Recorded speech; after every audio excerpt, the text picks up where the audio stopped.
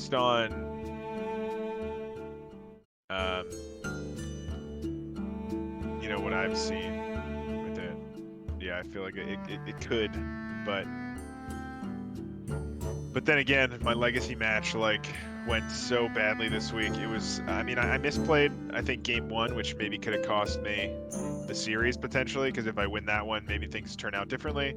But the other two games just felt so unwinnable. I was like, just like the draw RNG for me was just bad.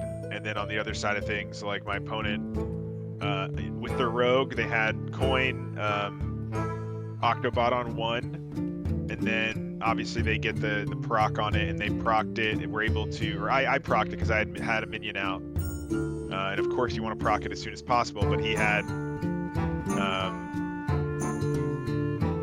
Man Crick in hand, so he played that on 2. Oh god. And then on 3 he draws the Angry Man Crick. Oh god. Yeah. Like the very next turn, draws the Angry Man Crick, and then he's got Janice in hand for turn 5 and the Shadow Step, so he does it turn 5 and 6 because he got the discount to get it at 5 again. So he got it on turn 5, and then again on turn 6, and the turn 5 one got him Ogremancer. Oh god. So like I was Paladin. My only way to clear anything is spells. So it was like Ogremancer in the first one. Then the second one got him what's that shaman legendary Inara or something, Storm Crash, that gives you the Wind Fury 2 damage.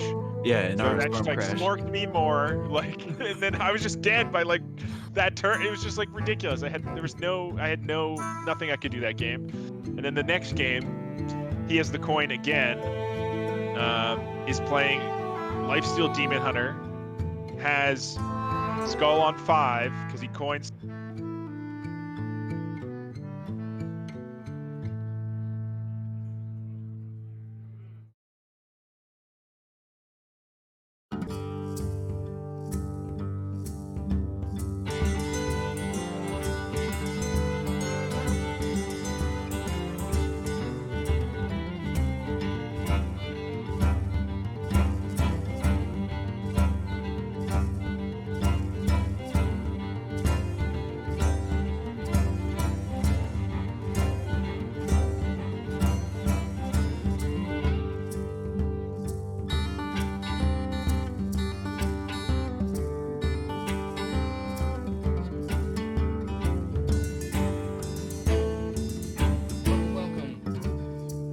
Sunday Showdown.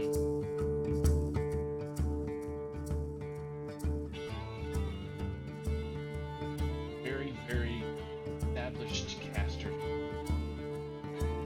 Left we have Donna Beatles. Hello. Oh, I'm so excited to be here, casting from an undisclosed location in the Pacific Northwest this time. Have to my right is Man and Hello. In an undisclosed location as well in Philadelphia, as everyone knows. So a little disclosed, but not, somewhat undisclosed. Right. Seldom disclosed. Seldom disclosed location. have a pretty powerful series match here with Arhat versus RDB. Both tied at 11. Got the bands in. Bands are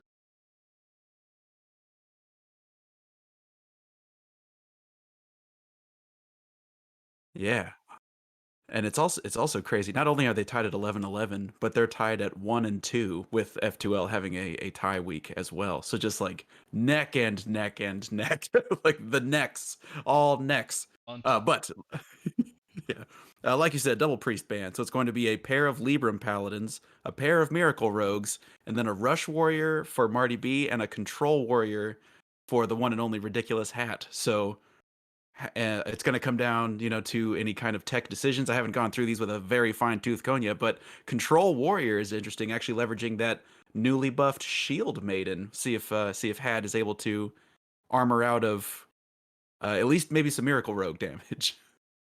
Oh yeah. An interesting list here as well for the Control Warrior. I've seen a couple iterations, not too many with the Troublemakers. We'll see how those play out. Obviously, a very powerful card. And it kind of just by itself, you just drop it down. You've seen it in the Rush Warrior that Marty has as well. So very different sort of takes on Warrior, but a couple of similarities there. The rogues I'm looking at, They are 30 for 30. yeah, yeah. The same. I was just about to say 30 for 30, and the paladins only differ in a couple of cards here. Oh, It looks Hat like has our 2 hat, Librams of Get 'em. Yeah. yeah, 2 Librams get him, as well as that Blade Master Samuro, and Marty B saying, "I don't need the Samuro. You're gonna play control. What's that gonna do for me?" And guessing right this time around, able to stick in that double hammer the Naru instead in that list. So Yeah, that's uh, interesting. yeah, So Marty had to cut. So it looks like Hat cut both hammers of the Naru to fit in both of those Librams of Justice. We also see a little bit of a difference in the secrets as well. Looks like Hat having just a single Galloping Savior, Marty playing 2, Reckoning be it making its presence felt. It's a good way to remove some stuff if things are getting out of control. Especially if you're allowed to manipulate the board in specific ways, it can kind of bail you out of one big problem per game. yeah, absolutely. But yeah, other than that, very very similar lists. So we may see a couple of mirrors. Definitely class mirrors, of course, but may catch the rogue on rogue, paladin on paladin with those couple of different tech choices. We'll see what comes out on top. I mean, I definitely am a fan of Libram of Get him, but in that paladin mirror, maybe having that 6/6 body could be pretty nice. Yeah, On top of that, I'm also really interested to see because we actually see a lot of adjusted cards in this particular match. The first day of school is still, even at 1 mana, get 3. If someone's able to find, say, an extra outdoor attendant or something like that, there's some pretty high impact. Maybe even the mystery winner, right? Just get you an extra secret to activate. We see both players playing, of course, the pair of Northwatch commanders. It's just an yeah, extra rip at the old find a high impact, even just abusive sergeants, right? If you're able yeah. to, Prize plunders in there too. for You sure, for get some of sure. those. Lots of Librams to play. Yeah, it's sort of shifted in flavor from a curve perfector to a actually kind of a value generator where it bounces back your pen flingers and gets you another. Gosh, I'd actually totally forgotten about the prize plunderer, but yeah, just being able to combo a couple of extra cheap things and then throw down a prize plunderer to remove something 3 or 4 health. Yep.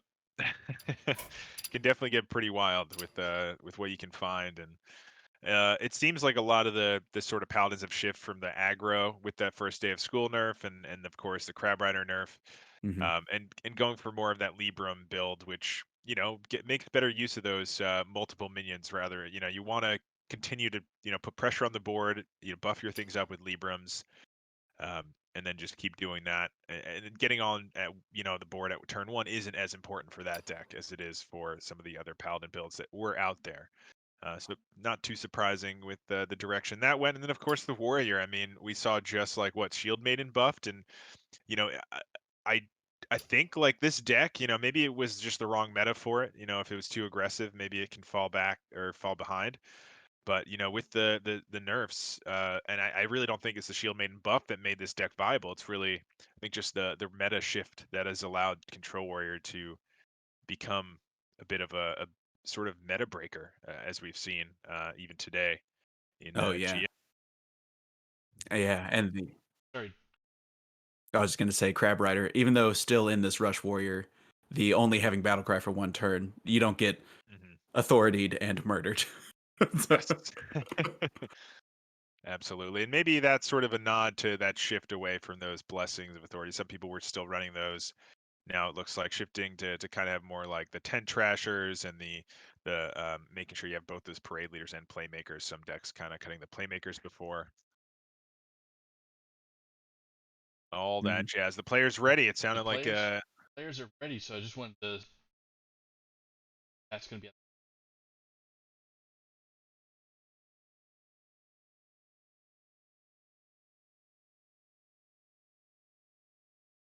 all right. And I'm not sure. I don't. I would hate to assume that R Hat's friend list is full, but R Hat may have too many friends to have added me for this. For It's certainly possible. yeah. It's a friendly fellow. Your tag again. dollar bills. Yeah, And tell then everyone out there in Twitch land. oh You yeah, want to add dollar absolutely. It is bills. dollar bills. That's DOLLABILZ, which is my actual last name, and it's number 1740. There you go. 1740. Feel free to add me. Plenty of room on this friends list. Don't want to, but any anyone who's Any looking to takers? You know, please. anyone who's I out need there some friends. looking to see if I can double this to a healthy like 10 to 15. There it is. Nice. Very, very nice. All right. Still waiting on those eyeballs, but any predictions on the first brings here from both players? Knowing those priests are gone. Yeah, knowing the priests are gone, I really want Hat to throw this warrior just because I haven't had the chance to really take it in what the possibilities of this. You were talking about the shift in the metagame that has allowed control warrior. We were seeing some of it for some of the other matches we were casting Myanodon, and control warrior's got some legs, and if everything has slowed down enough to where you can consistently play some control warrior, I'd be interested to see how that could be metagame manipulating, but I'd like to see it in action if possible. Yeah, absolutely. We might get a chance here very shortly. Looks like I have some eyeballs to click. Let's get in here. Got our hat with the war. Oh. As you wish, Bills. As you wish.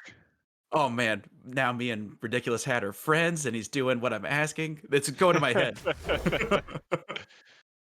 Well, pretty reasonable start there for both players. Armor vendor in hand for Arhat for an early play, which is always nice into the Paladin. The Paladin, on the other hand, having the Aldor Attendant to match. So starting the discounts early, and there's that nerfed first day of school as well in hand. Wow, Corsair Cash as if by, command, just right off the top there.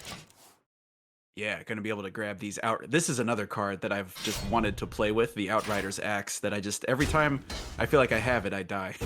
So if there's a chance for to really get 3 draws off of it. But these guys, as Saku mentioned, Marty's got a plane to catch. So he's gonna... They are playing lightning fast. This is barely enough time to think, maybe considering the draw there had the cutting class.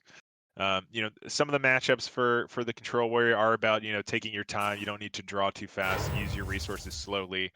But sometimes you do want to kind of get through your deck a little bit faster to find the answers you need. So we'll see if maybe the execute going to be a bigger help than the draw. Has the Outrider's Axe to potentially draw a couple times.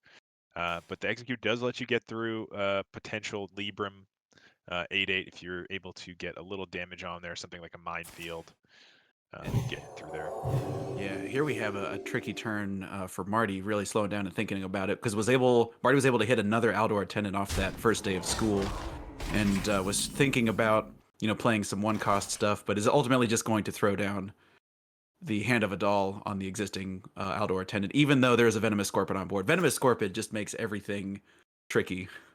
Absolutely, and actually holding the swing back there, knowing that would guarantee, I believe, a Galbing Savior, because we've already got the Reckoning in hand, and maybe doesn't want the Savior just yet. Also guarantees a secret for this potential top deck. So if the Reckoning or the Omayag was triggered, you're able to swing again and play the Northwatch Commander. Although we do have the Reckoning in hand, so would have been an option regardless. Oh, so it looks like it's going to be a sword swing and series of pen flings to take care of this Venomous Scorpion. And like I said, go ahead and get the... Now Marty is interested in getting this first day of school out of... Or perhaps not? Is this going to be creature, coin, creature? I cannot wait to read these. Yeah, it looks like that is the case. Probably going to use the coin here to get the pen flinger back, I would imagine. And then... No, so gonna actually just sacrifice the pen flinger here quite early. Maybe not needed so much in this matchup. There's not too many minions that the warrior plays, so got the use out of it already. Oh, and that was a first day of school pen flinger. There wasn't even the main there deck we pen go. flinger. I was like, because I was like, what was the third first day of school minion? It was the pen flinger. So that makes a little bit more sense. Willing to sacrifice that one. The other one comes off the top there. Big minefield play attempting Oh my to gosh. get that to work, but instead the Libram comes down, and okay, that's kind of what you want to do anyway. That's well, there you go. You accelerated the game plan there. A little unfortunate that Oh my Yog very, very big. Yeah, Wow. and there's no silence in this Control Warrior. We're not playing any owls or anything in Control Warrior, so that's just gonna help power up Marty's Lady Liadrin for the later stages. 7, having to face tank 7 to go ahead and clear off the Holy Yeah. Elemental. I think just wanting the draw there more than the health, you know, we have the blade. The blade storm was an option there to clear it instead, but wouldn't have gotten the draw, which seems to be what Arhat is hoping for here. Now that he's seen that Libram of Wisdom, needs to start accelerating things and making sure you have the answers. And it looks like second Aldor Truth Seeker is going to come down. So we've seen 1, 2, 3, 4, 5, 6 discounts. So this Libram of Hope Wow, costs yeah. a paltry 3. And you know, there are no the only other Librams are of course the Libram of Justice and wherever the actual Librams of Wisdom are inside Marty's list. Yeah, what a series of events. I mean, that first day of school. Let's talk about that real quick. I mean, you got an outdoor attendant, right? Mm-hmm. A pen flinger, 2 things that you already run in your deck. Og Merchant, fine. I mean, that could be used with a lot of your stuff. I think that could be pretty nice with you know, Libram later on. So many choices. You know, more of these minions that we're gonna see a little bit later on. Another Hammer the Nara minion. You know, that I think that first day of school was pretty nuts. Then on top of that, that Oh my Yog giving you a fantastic free Libram, exactly what you need. Yeah, that's a Where you're staying strong. Sorry, go ahead. no, that's just a great point because the Librams of Wisdom, because this can happen to Libram Paladin where you get a bunch of discounts but then you don't hit many of your Librams, right? We've only seen one Libram of Hope actually from the main deck, but getting this Libram of Wisdom has meant that all the discounts actually have something to bridge the mid game to make it to the late stages of the game.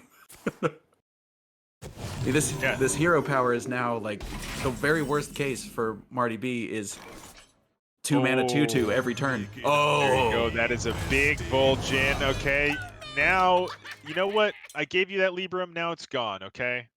right. It's all evened out. You know, you had a Give and couple of take. turns with it. You know, maybe your Liadrin's a little bit stronger, but you know what? We got rid of it in the end. And now these Northwatch commanders might actually find the Liadrin. Yep, and there it is. That's a pretty big pull. There's a surprising amount of cycle in this. If you're able to find your Hands of Adal Northwatch commanders, and just be able to actually. Oh, and your, of course, the. Oh my gosh, I'm blanking on the Knight of Anointment. You can actually get. It's all very specific Talon Fordring as well, but you know Marty's been playing a lot of cards and is not anywhere close to out of gas yet. Yeah, absolutely not. I mean, we still, like I said, have that Liadrin, and thanks to that Oh my Yog, a bunch of Librams that were able to be played on top of course, that Libram of Hope and the Hand of Adals, but those Wisdoms that we played through that have been just absolutely massive. But you know what? Don't count Arhat out just yet. This Control Warrior continues to have answers. I mean, double Brawl in hand, Bulwark, Coerce, another Outrider's Axe, and Rattlegore. There's still plenty of gas. And I mean, that's a great answer to Reckoning. You don't mind one of these ruffians going, taking that. Oh, certainly. And I should also mention that I said there was no silence in this list. Shadowhunter Vol'jin is kind of a way to sidewinder into some silence, actually being able to destroy that Libram of Wisdom, like you were saying. And there's an actual main deck Libram of Wisdom for Marty to be able to really start cycling this pen flinger, but I'm not seeing a real super clean way to get rid of this Troublemaker. Yeah, has not found critically that one of Libram of Justice in the deck. Maybe what they were searching for. I believe it's also a holy spell, so what could have been drawn off of the Knight of Anointment, but not finding it there. So this Troublemaker is going to stick around for at least another turn. And another Outrider's Axe in hand for Hat, and is actually going to go ahead and commit the Coerce this turn to try to keep keep the path clear for the Troublemaker, but this is a Cariol Rome draw now that Liadrin is in hand. But Hat knows that Lady Liadrin is in hand. 100% guaranteed. Yeah, of course. I mean, you've seen them draw their entire deck. Talon was, just off the board, so Liadrin is the one, at least one of the two. We know it's the Cariol Rome, but otherwise, Liadrin's in there, guaranteed.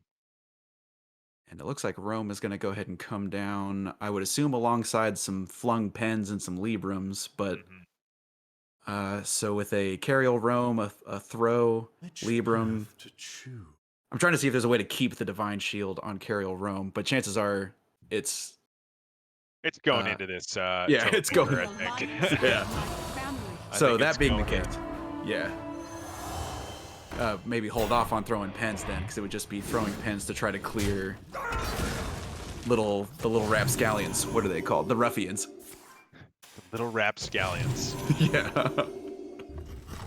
Yeah, so clearing out the hand here for the Liadrin as well, and with that Cariol Rome coming down off of the Talon draw, our hat's going to know that probably the Liadrin is one of those left two cards there that I can't remember if.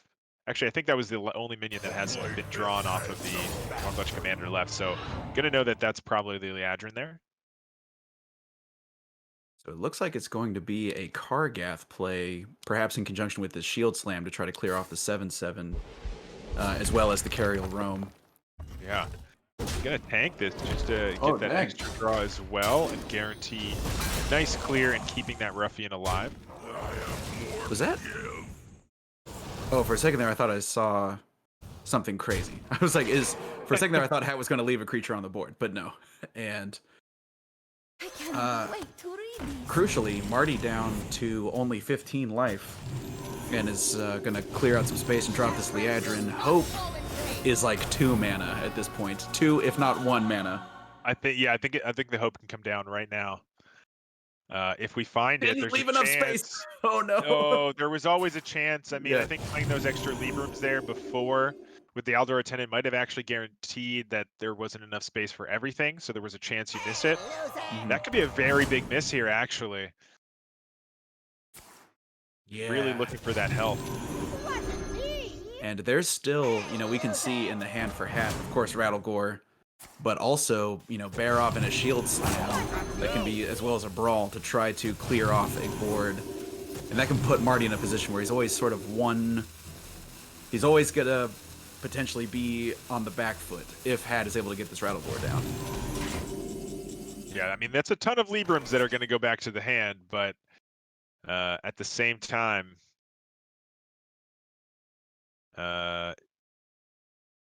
you're only developing 1 minion every time you do that, so could still be able to do this. We have the Lord Barov to full clear this if we want.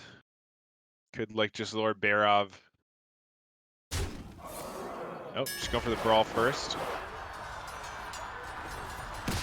Actually, I wonder if Hat is going Wow! to be able to... Whoa, that ruffian! That rapscallion Holy ruffian. light indeed. Oh yeah, I love this. Gonna go ahead and develop the Bulwark of Azeroth. That's gonna mill a card as well. Oh my gosh, you're right. The Librams were able to get in the hand. I think there's 1 less Libram as well. Yeah, and so Marty only has 5 cards left. Marty only has 4 cards left. And with the Bulwark up, we were talking about the Librams potentially trying to generate, and one drawing more here. Oh my gosh. Oh my god, mean, dare I say. Yeah, that's a bold. I mean, maybe you just have to end it right now, I guess. I'm just scared about drawing because you're in fatigue soon and you're at 9 health. I mean, you have 1 more Libram of Hope, but that's it. And with the way that this deck generates threats, you were just saying it's going to be again. 1. Oh my gosh, there's only 1 threat per turn, and the Bulwark of Azeroth just slows that damage down of 1 big threat. Slows it down so much. I mean, Hat can probably throw down this Rattlegore this turn if he wants to. Yeah, it looks like that is going to be the case. I mean, we have the stage dive next turn to get an even beefier Kargath. So we're pretty safe. I mean, we're not going to die to this minion here. We know there's what 3 more Librams in hand. So you know that it can max out at 11, and we've seen both Hand of Adals, so there's no chance of seeing another one played. Yeah, pretty safe play here, and able to kind of keep things going, as well as, of course, that Bulwark keeping you safe. And Pennaflinger not able to hit the face anymore, does not counter the Bulwark very well. Gonna be able to get the value trade in, though. Marty's last card is a Sword of the Fallen, and I don't think that's gonna do it. So it's hope and wisdom are gonna have to carry Marty across the line. Yeah, in conjunction with the Pennaflinger, maybe there's a shot, but we do know the stage dive can come down, as well as, you know, if necessary, a swing from this Bulwark, you know, will remove 2 durability, but does clear off this Ancient Guardian. But no, we found the Coerce, so probably a better answer than that. Oh my gosh, and because the Omayog turned the Shield Slam into a Draconic Studies, there's actually a discounted Circus Amalgam in hand right now. So It's true.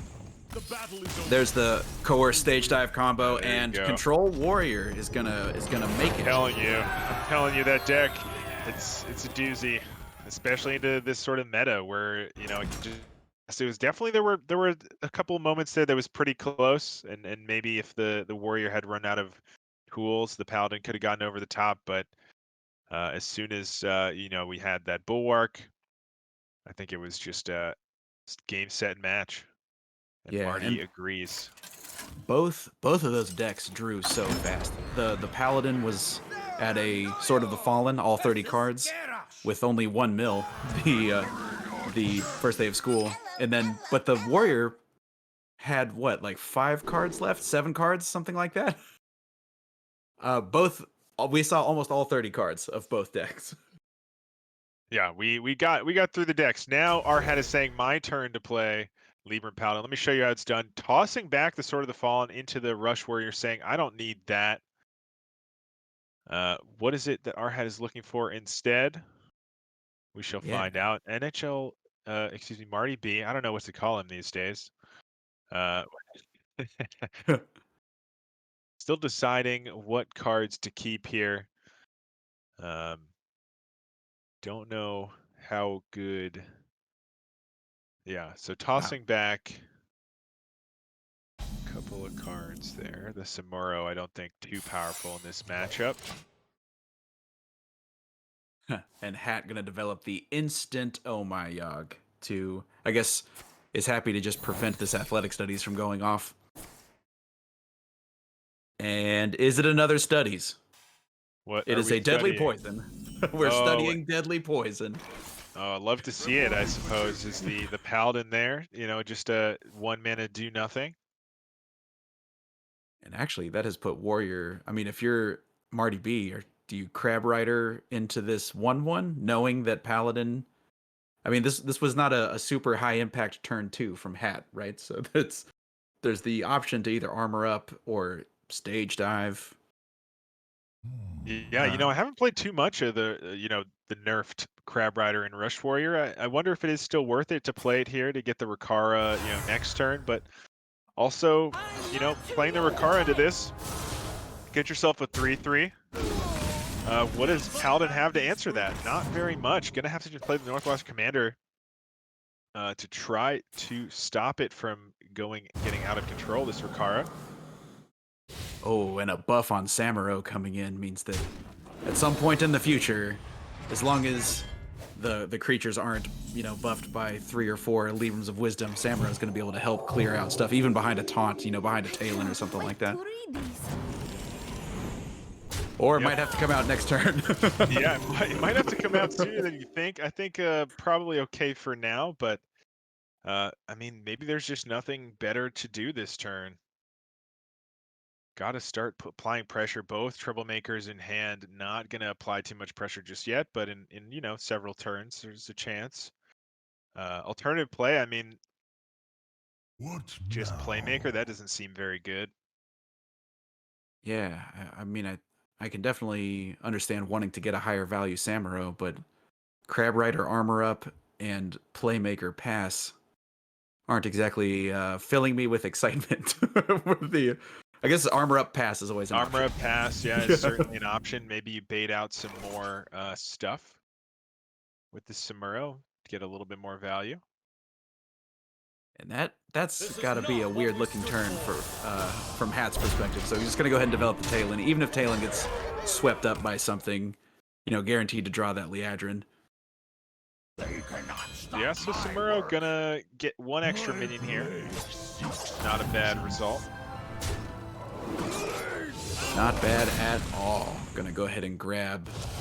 Liadrin, right? Yep, should grab Liadrin and also the opportunity to play another Libram of Wisdom. Although Hat hasn't found all of the discounts yet, so gonna have to play out this Aldor to make Wisdoms free.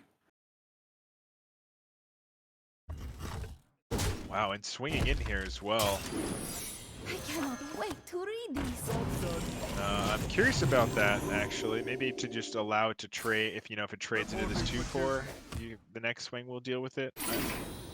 Yeah, and I guess a Yogg means that a Yogg catches a conditioning. Oh my gosh, there's a Speak of the So- devil. Yep, there it is. And this is awkward for Marty because a conditioning on this hand.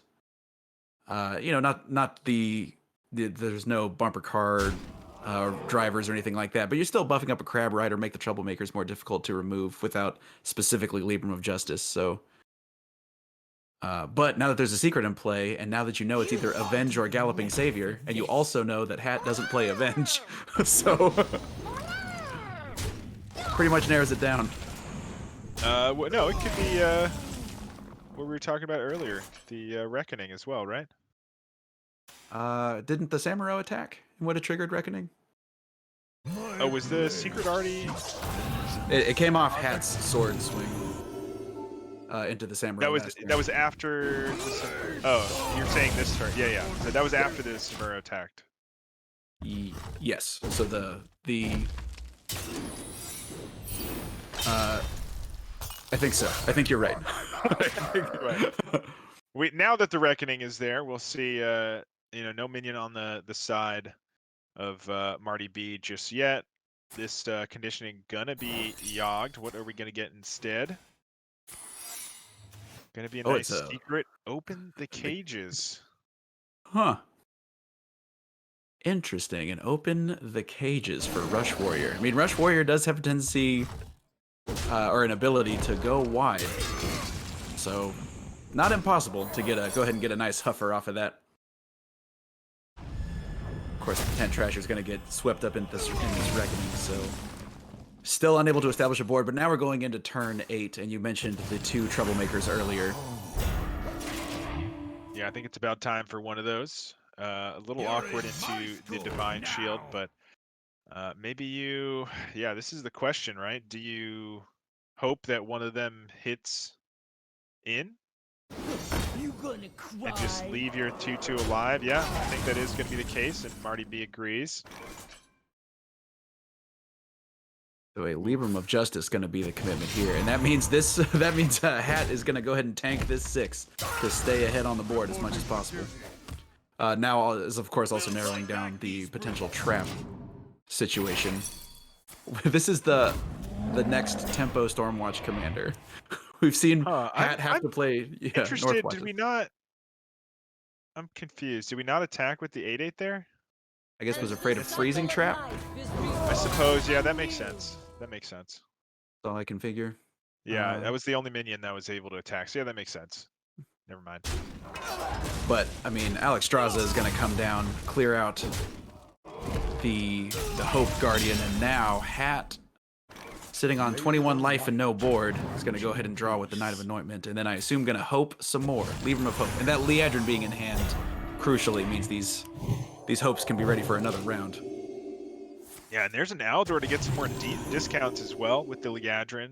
You'll get those double hopes discounted even more when you do play the Liadrin. Oh, and a Coerce would be quite useful here. Ooh. Slam, Cash, none of those say Coerce or Execute, but at least the Slam, I guess, removes the Divine Shield, draws a card. Going for the bumper car here, actually. Here for a good time. I guess this allows the 4/4 to go Here face. for a good time. That's true. Alexstrasza can tear through the remaining 8 life. Oh, is this a value trade? Is Misha aimed at the knight? Oh, okay. Wow. Gonna very much respect the board. And it also keeps this poison in play, guaranteed. Pretty much guaranteed or absolutely guaranteed? I don't think there's a Barov in Hat's list. No. Shatrak will not fall in I believe vain. so, and I think this Sword of the Fallen would only draw. I think there's only Galloping Savior in the list left, right? We see both of my Yogs and the Reckoning, so yeah, only Galloping Savior left. So this will be a guaranteed savior if the swing does happen. And we're going to see a gigantic Liadrin, but Marty being able to keep this Venomous Scorpion on the board is just really awkward. And there it is, just like you said, Galloping Savior off the sword. Yeah, maybe just saying I really don't want to top deck it. Like most of my other potential top decks are good. I don't want to be stuck with the Galloping Savior off the top. Let's just get it out of the deck. And is Hat gonna get... No, Hat has a hand of 9. Okay. Is that right? Am I seeing that right? Yes, I just double check that. Okay. Exactly right. So now, Marty B thinking about committing this Crab Rider just to have it. It's either that or Hero Power for the remainder of the mana this turn. What now? Crab Rider not having permanent Wind Fury means it's really just a 1/4, but that's enough. Yeah, I guess just enough here. Hoping to be able to just chip away with that potentially. This is such a huge turn for Hat. Like, an 8/8 Taunt Divine Shield alongside the Aldor Truth Seeker just is going to be so much health in the way, even for this troublemaker. Ladies and gentlemen, Here comes the Watley, gonna draw the Bumper Car and the Sword Eater. We've already seen the Alex, which is the only the 10 Trasher as well. I've seen both of the dragons in the deck. But now gonna have to make some weird trades. Yeah, I mean, just trying to figure out the best way to get through all this health and defuse the Divine Shield. Like you mentioned, the Bumper Car drawing off Watley means that we have some additional value kind of generation with a Bumper Car Playmaker combo probably on the next turn to try to get additional value off those drivers as well. So just going to try to maximize the Troublemaker value this turn, I would expect. Yeah, now turning on to the other minion there. Looks like maybe gonna full clear here. Gonna have to tank 8 either way. Or are we gonna keep the Troublemaker alive? Maybe that is the plan here. Keep the Troublemaker alive, swing this in, and hope your 2/3/3s clear it. There we go. That is going to be the play, and does actually get the clear. That's a big result. Wow! So, no way. Libram of Hope, another one coming down right now.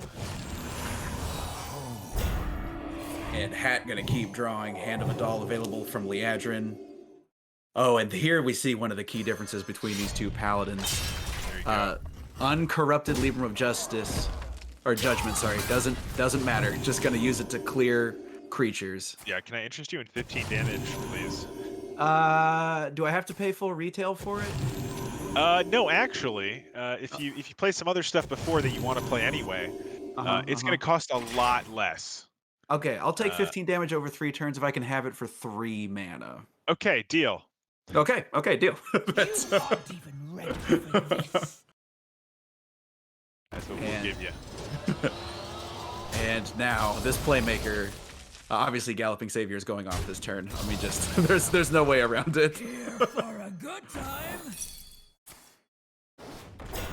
Yeah, we got a lot of 1/1s going in though with this Playmaker. We're gonna see a ton of chip damage. I don't think there's enough here. Is there? You get 2, 4, 6 more from the hand, plus the 2 on the board, plus Gosh, even the with 3, the Watley, 5. Yeah. it's not enough. You have to tank 14. which is which that's is a tall order. your life when you're looking at 5 damage. I think there's no way around trading in this troublemaker, unfortunately. And then how do you win from there? That's, I guess, the question that our Marty is asking. I'm actually going to trade that way. So yeah, hoping again for the 3-3s to seal it. Only need one of them to hit this time. Oh, that's right. So yeah, going for the 3-3s and gets. Oh my the God! hit needed. This troublemaker causing a lot of trouble, able to just stick around on the board. Marty B finding all of the different ways to get it to survive. Use those ruffians and hope that they hit where they need to hit. And that strategy has been paying off, and now all of a sudden Hat finds himself out of Librams of Hope. He's played 4 Librams of Hope, and that hasn't actually been enough to defuse this troublemaker. Extremely troubling troublemaker. Yeah, critically we have the 5 damage weapon, so we can get rid of it here, but we are starting to look at some damage, which is kind of scary, you know.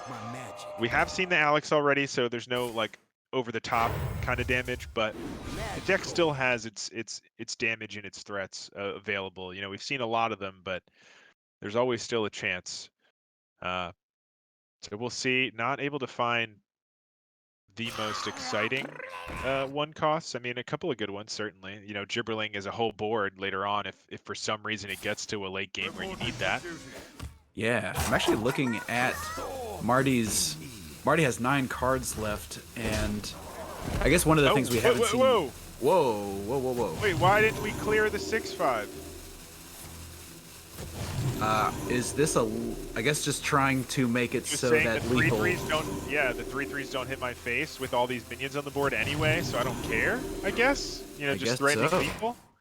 I mean, this you have is to deal with my board. it is incredibly threatening, and if obviously Hat says so 3, 4, 6, 7, 8, 9, 10, 11, 12, 13, 14, 15, 17. Yeah, so even maybe the 22 double, showing. yeah, even if the double troublemakers go in with the 17, that's not going to be enough, right? That's 2 off. So I think that was maybe the choice there for our Hat, saying, you know, I don't need to clear this troublemaker because the game's over next turn. He has to either clear this full board, which is very difficult to do, and it keeps me alive another turn, and then I have the Gibberling to make a whole new board if I need it, or What now? you know, they don't trade, and then the 3-3s go face, but I'm still alive at 2. There's, you know, we've seen the Alex Straza, so there's no way that that's killing me.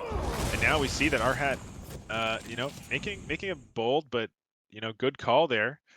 Marty B having to make some trades. And actually, is there any way for Marty B to... So the Warmaul Challenger is going to be able to remove some of the threat here, but... I mean, at this point, we're depending on Sword Eater, Taunt Health, and Warmaul Challengers unbuffed. Yeah, I mean, the Sword Eater isn't going to be enough to stop this. I mean, yeah, I mean, wow. That could be the game. I mean, we're looking at 23 damage on the other side. No way to stop it. Yeah, I wonder if our Hat... I mean, this is the board in the box you were talking about. Yeah, I wonder if tanking the 6-2 last turn would have just been enough. Finding a taunt though, gonna you know, get our Hat out of this uncomfortable situation. Still a chance to. I don't think there's any silence or anything in the warrior. Let me take a quick look to see if there's anything that can answer this, or find lethal over the top of this in the deck. I mean, we have Runthak left. We have. We've already played the Scorpid, so that's not an option. We've got ETC, but none of these are Rush, so that doesn't do anything. Oh, wow! So there's ETC. yeah, I think R had a little bailed out by the top deck there with the Truth Seeker. I think there was a chance it could have been absolutely over. I'm trying to see, because I think Hat only has, what, like 2 cards left in his deck? Yeah, so 1 and 3 for... Yeah, but... Okay, ETC gonna go ahead and come down, and... Marty B is actually gonna find... You know, there's 10 damage showing just in Gibberlings right now. Oh! Yeah, that will be the game. So our hat gonna be able to get there in the end. It was a little scary there for a moment, I think, but able to secure the big win there with the Libram, and that's a 2-0 lead. Only has the Rogue remaining, right? So only the Rogue has to get through this Paladin Warrior and the Rogue on the other side. What do you expect to see to answer this Miracle Rogue?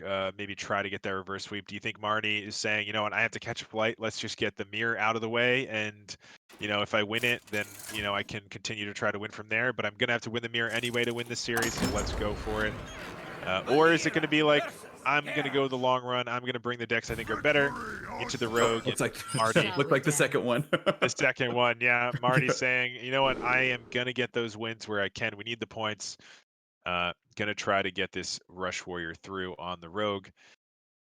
And Yeah. eventually we'll have that mirror, but we'll deal with that when we come to it. And anytime you're going to play against Hat on Rogue, I mean, I don't know if it's still the case, but I definitely just associate Ridiculous Hat with playing Rogue. And when you're going to play against someone's favorite class, or just especially when that class is currently in ascendancy, right? Like Miracle Rogue is really good right now. And Hat at the helm, it looks like Marty B is going to try to give himself the very best chance against it. And I have to also say, during that last game, one of the things that I struggle with playing Hearthstone is knowing when it's okay to ignore everything and go face. I don't have a, like we were saying that the draw on that It's quiet. Seeker Too quiet. was huge, and I wonder, I would love to talk to Hat about that turn specifically. Yeah, absolutely. We might get a chance. Who knows? Yeah. We'll see what happens here. But right now, our Hat starting to go off, saying it's time. Protecting the Octobot over the... I'm interested about that, actually. Protecting the Octobot over the field contact. I guess the field contact, you see the two bumper cards. It's not protected really anyway. And there's your answer. You get to Shadow Step it here to get another draw turn. So makes sense to Aug Merchant the Octobot. And bumper car is going to come down. I mean, there's a pile of bumper cars available to Marty, and then eventually we're going to be able to see conditioning come down on the riders. But that was a huge draw turn. Hat's already 10 cards deep in this Rogue list. Yep. And like you mentioned, the discount on field contact, so you can do another huge draw. Oh my gosh, and the other field contact comes into hand. So just whenever Hat needs cards, Hat has cards. Yeah, critically, no combo or battle cry is in the hand though to use with them at the moment. A little awkward. Oh, true. Couple of made secrets and some wicked stabs and secret passages. Just gonna go for the secret passage here to start things off. Tenwu, Cult Neophyte, Mankirk. That's one you're looking for a little bit. The Vanessa would give you, I believe, a bumper car. What was the last thing? Or a tent trasher? Would it drop tent it? trasher. I can't remember. Oh, I think the tent trasher was the it was. Okay, and a tent trasher in hand now for Hat. This next draw for Hat is going to be interesting, because not being able to combo Mankirk's Battle Cry with a draw means that once again, when Hat gets the turn back, still no draws available, but this is a turn, right? We got double conditioning available to Marty B if he wants to super power up this turn, otherwise a single conditioning and a couple of riders. How much do you need to hatch this bumper car, though, before you start dropping your conditionings? I mean, you'd like to, I think, but there's not really an easy or obvious target for it, right? I mean, you could throw it into the Vanessa if you want. Looks like that's going into Vanessa, actually, and then... Okay, that makes sense. If you're going to conditioning, you can send one of these riders into the 3/3, I suppose. It does mean it dies, though. Oh, you're double conditioning. Double conditioning. Okay. There you go. So it is going to live here as a 5/5. Wow, those in oh my gosh, hits the Mankirk right off the top. This sounds There familiar. you go. I feel like someone I know. Let's not get into that. This Oasis ally is going to be great. Yeah, absolutely. I mean, Rush Warrior likes to trade. So that's going to be nice to get out there and start slowing some of this down. Brain Freeze coming down here. And actually going to Wicked Stab to just win the board. Not needed later for reach. Interesting. Yeah, not a ton of health recovery. You mentioned warrior fighting for the board. That's Oh usually, boy. but this is going to be a huge playmaker. The ability to summon a bunch of 5/5s and 5/1s. Here for a good time. Gonna be tricky to get the board back from this one. Yeah. Here comes that ally though, gonna help out a little bit. Not that much though. Just a little bit. Yeah, it's gosh, and actually doesn't have enough mana to be able to play out one of these riders. That would have been super clean for Marty, but actually gonna have to freeze out one of the 5/5s and reduce it to a 5/2. Tent Trash are gonna come down to power up a Swindle. Oh, Swindle in hand now, alongside that discounted field contact. He kind of right now Hat's hand reminds me of Sonic the Hedgehog, like revving up, like holding still but increasing Oh, yeah. in RPMs. And then as soon as it's like when you in like Ferris Bueller, they're revving the car backwards and Yes. falls down and just shoots back. Yeah. We gotta get the miles backwards. Good time. So And- we're about to see exactly what happens when you're revving like this just in a moment here. Is it going to be enough though? This board looks pretty intimidating. That what 21 damage showing for Marty B. Mm-hmm. It's quiet. Too quiet. Yeah, there's not too much from the hand damage that you expect though. So you know they do come in threes though. You have the Troublemaker 3/3s and you have the weapons off of the Sword Eaters. So in a danger zone right now. Needs to remove something here to prevent one of those for potentially ending the game. Interesting. Gonna go ahead and Shadow Step Foxy Fraud to draw again and potentially hit something with combo. Yeah, hoping I think for those prize plunderers, just waiting and waiting for them. Gonna have to just use this Wicked Stab here. Like I said, dead to the board for any of those 3 damage things. So gonna have to remove something. Looks like we are. Uh-oh. Looks like we're not done. There's the drawing, plunder. just- Oh, there we go. So finding it there finally off the draw. Gonna be able to remove one of those minions. Chose not to remove the 5 health one. I think maybe didn't have time to think about how much it was. Knew there was definitely 4, maybe 5. So gonna go in for the 4 attack minion or 4 health minion instead. Now it looks like Marty B just gonna go for a nice clean clear here. And continue to apply that pressure. You saw the reaction last turn, and there wasn't a very good answer. What could they find here to answer?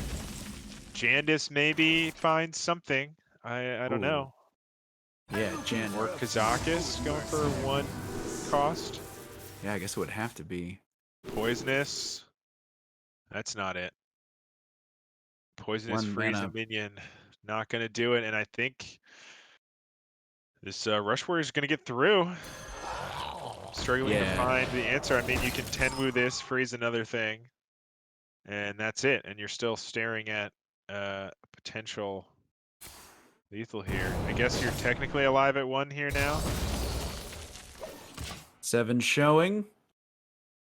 Oh, Alex will do it. Way do it. Yeah, didn't even need the board at that point, and that is going to be point to Marty B getting the Rush Warrior through. Rogue still needs to find a win, has 2 chances now for R-Hat into that exact 30 for 30 mirror into the Rogue or into the Libram Paladin. Based on what Marty decided to do there, I think we're probably going to see the Libram Paladin come down, just get that through before the mirror, but we shall see in a second. That was a really interesting game. Hat was able to get a bunch of resources, but with the double conditioning on turn 5 to just 5 attack is a ton to have to tank turn after turn. Oh, and look at this opening hand for Marty B. Aldor Attendant and Aldor Truth Seeker both in the opening hand. Is Verse Rogue a matchup where, especially with the coin, where you can keep a Truth Seeker? It's so good that if ever I can keep it. Yeah, coin. I like keeping it here for sure. I mean, we've got the attendant, but Marty B says, you know what, I want something else. Can't argue with that. I think maybe it does take a little too long. But I thought with the Aldor Attendant, the Knight of Anointment, and the first day of school, there was plenty to do Wait to read these. before that turn. So Efficient is sufficient. There's a turn 1 Octobot, or sorry, turn 2 Octobot that's going to be able to enable both a 0 mana Brain Freeze and then a 2 mana Field Contact for later and Mancrick for the immediate. And it looks like Marty B is going face. yeah, it sure looks that way. This could enable here a Kazakis here for turn 3 instead. Alternatively, could go the Mancrick Swindle. That looks to be the case for Arhat. Quite a nice option. Gonna use the Brain Freeze as well just to win the board. And gonna play into the Galloping Savior. Oh, finds a Shadow Step off the spell side of that draw. First day of school going to be the play here from Marty B. Finds a Battle Fiend. The lab partner, really only interesting because of the stat line, but Battle Fiend and Possessed Villager are threatening and sticky, respectively. Yeah, interesting choices here. Could try to draw something else with this Knight of Anointment. Libram of Wisdom does allow the trade into the Mancrick pretty nicely. So might see a combination of those things. May the Here. light grant you peace. Yeah, looks to be exactly what we're seeing. Oh, Finds finds the the other other Libram, too. Yeah. Yeah. And actually managed to find the Eldor Truthseeker again. So just knew, if you know you're going to draw a Truthseeker on turn 3 or 4, then obviously you mulligan it. That's Yeah, obviously. I'm looking for a It's going to be there anyway. Exactly. It's there right when you need it. Second Kazakis of the evening. Gonna go ahead and Looks come like down. another 1 cost. Yeah, so Poisonous, deal 3, hits the right target there too. Taking the 50-50. Finds exactly what was needed. And a little bit of a punish there for Marty B not going for the trade. Obviously not expecting the Poisonous deal 3 coming out, but you know, greeting a little bit for some damage may cost a couple of health here for Marty B. And it looks like Libram of Justice going to be the answer of choice, which I say I'm using answer pretty loosely here because I'm still looking at, even with this, and the Kazakis gets the 3 damage in anyway, there's still 5 just sitting on the board. Oh, and with a Foxy Fraud pickup and a Field Contact in hand, it might be time to get going. It's quiet. And it looks like it is time to do exactly that. Gonna go for the Cult Neophyte to start, though, just somewhere in between now. This is the choice, though. Do you want to save the Shadow Step for the Jandis? It looks like yes. I've drawn Jandis. I was going to Shadow Step this Field Contact, but now I think this Jandis will just get me through. 2 Jandai, Yeah. secure the game. A Coven of Jandai. A Murder of Jandai. Yeah. Sorry, yeah, that's the accurate designation for a group of Jandis. Murder of Jandai. And Hat able to leverage having a Field Contact stick on board to be able to Shadow Step Og Merchant and just fill up on cards. Actually going to hold off on that Bear Off just to go ahead and get the cycle going. That's a Libram of Wisdom, I just realized, coming off the Vanessa Yes, Van it Cleef. is. And Prize Plunder available as well here, so we're going to trade into that. I believe this Plunder, how many cards have we played? Going to do About 5. 5 or so. Oh, yeah, 5. Dang. This is Going a to board. continue to draw, it looks like. We have the Og Merchant here as well to get 1 more. And that is exactly what we're seeing here. Tough to deal with Divine Shield minions for the... Oh! Oh, no! I mean, Oh, no. maybe a misstep. I'm looking at 17. Yeah, might be enough. Might be enough. Yeah. And there's only the 1 Libram of Justice in the list, and there are, let me just double check, no Barov here. Nope, no Barov. No Consecrates, of course. So, Yeah, I don't think this is going to do it. Reckoning only procs after the damage, so gonna still take the damage from it, and we're looking at 15 on the board. Oh my Og, the only other secret there. I don't think Arhat's even gonna try to play a spell. No reason to risk that, and that is gonna be the series for Arhat. 3-1 with a nice commanding lead there. Marty B saying, okay, flight time, gonna go catch it. GG's. Yeah, that was a wild set. Every time, so I'm not great at Miracle Rogue, but every time I see games like that, it makes me want to play Miracle Rogue. It's like, wait, you get to draw all your cards for no mana, and then you What do get you to hit them mean? with an entire board? That seems awesome. And then when I try to do it, I can't seem to pull it together. There's a sense of playing with, I forget who said it a long time ago, but when you're playing a Miracle Rogue, you're not playing with the cards in your hand. You have to play with all the cards in your hand and all the cards in your deck. And if you need a draw, you just have to hit it. And sometimes the correct thing to do is draw the cards you need. And Yeah, and when you have a sort of field contact to help you get that card you need even more likely than before. yeah, You know, we saw the fish for the prize plunder, both of those series, and you know, in that one coming in big, the previous one not doing quite enough, but you know, certainly that's one of those cards sometimes you're searching for, as well as you know the man crick we saw get removed there at the end is for fun, but right. uh, nice series. Congratulations there, R Hat. Big win for you and your team. Able to secure the win for your team this week after a 1-2 start on the season. So definitely a win that you guys are looking for. What just happened? Did you watch those games? Yes, very intently. We certainly did. I was concerned that I was gonna hard punt the Paladin Warrior game, and I can't believe Marty got to that end game. But of course, like Gibberling Paladin is so hard to beat.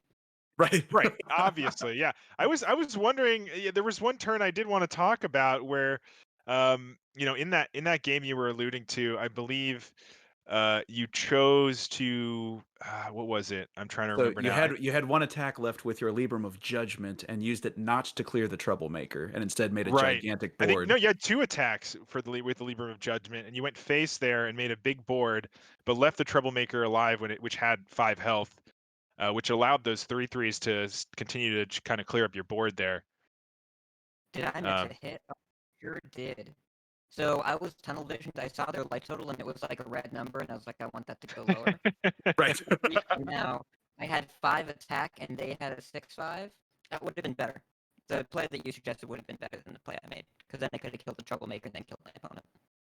Yeah, that would have been superior. I mean, it Yeah, is anyone definitely else worked out. getting weird feedback from our head, by the way? Yeah. Back there. Oh, hold on 1 second. No, I know what it is. Jawa. Yeah. 1 second here. Yeah, get your hands off of my droid. Oh, Ion Blast. Okay, should be better now. I figured it Oh, out. nice. Yes, Yeah. yes, it is. So what I said was I said the 200 IQ big brain reason why I did that, which you couldn't understand. But now that I'm back in normal mode, I'll just say that your play was strictly superior, and I did not realize that my opponent had a 5 health Troublemaker and I had a 5 attack weapon because I was laser visioned on just hitting them in the face. But yeah, I should have cleared that. This match was like, this is a hard meta to get a handle on, and it feels like there are some games where you look back after and you're like, I had to have been able to do something, and other games you look back and like, I was a bonehead. This is the second one in this case, but it worked out because first day of school was there to save me. Yeah, absolutely. And getting a big win there. I mean, you had two of your decks were nearly, you know, identical, the Paladin and the Rogue. I mean, the Rogue was exactly identical, the Paladin. A couple of different tech choices for the two of you.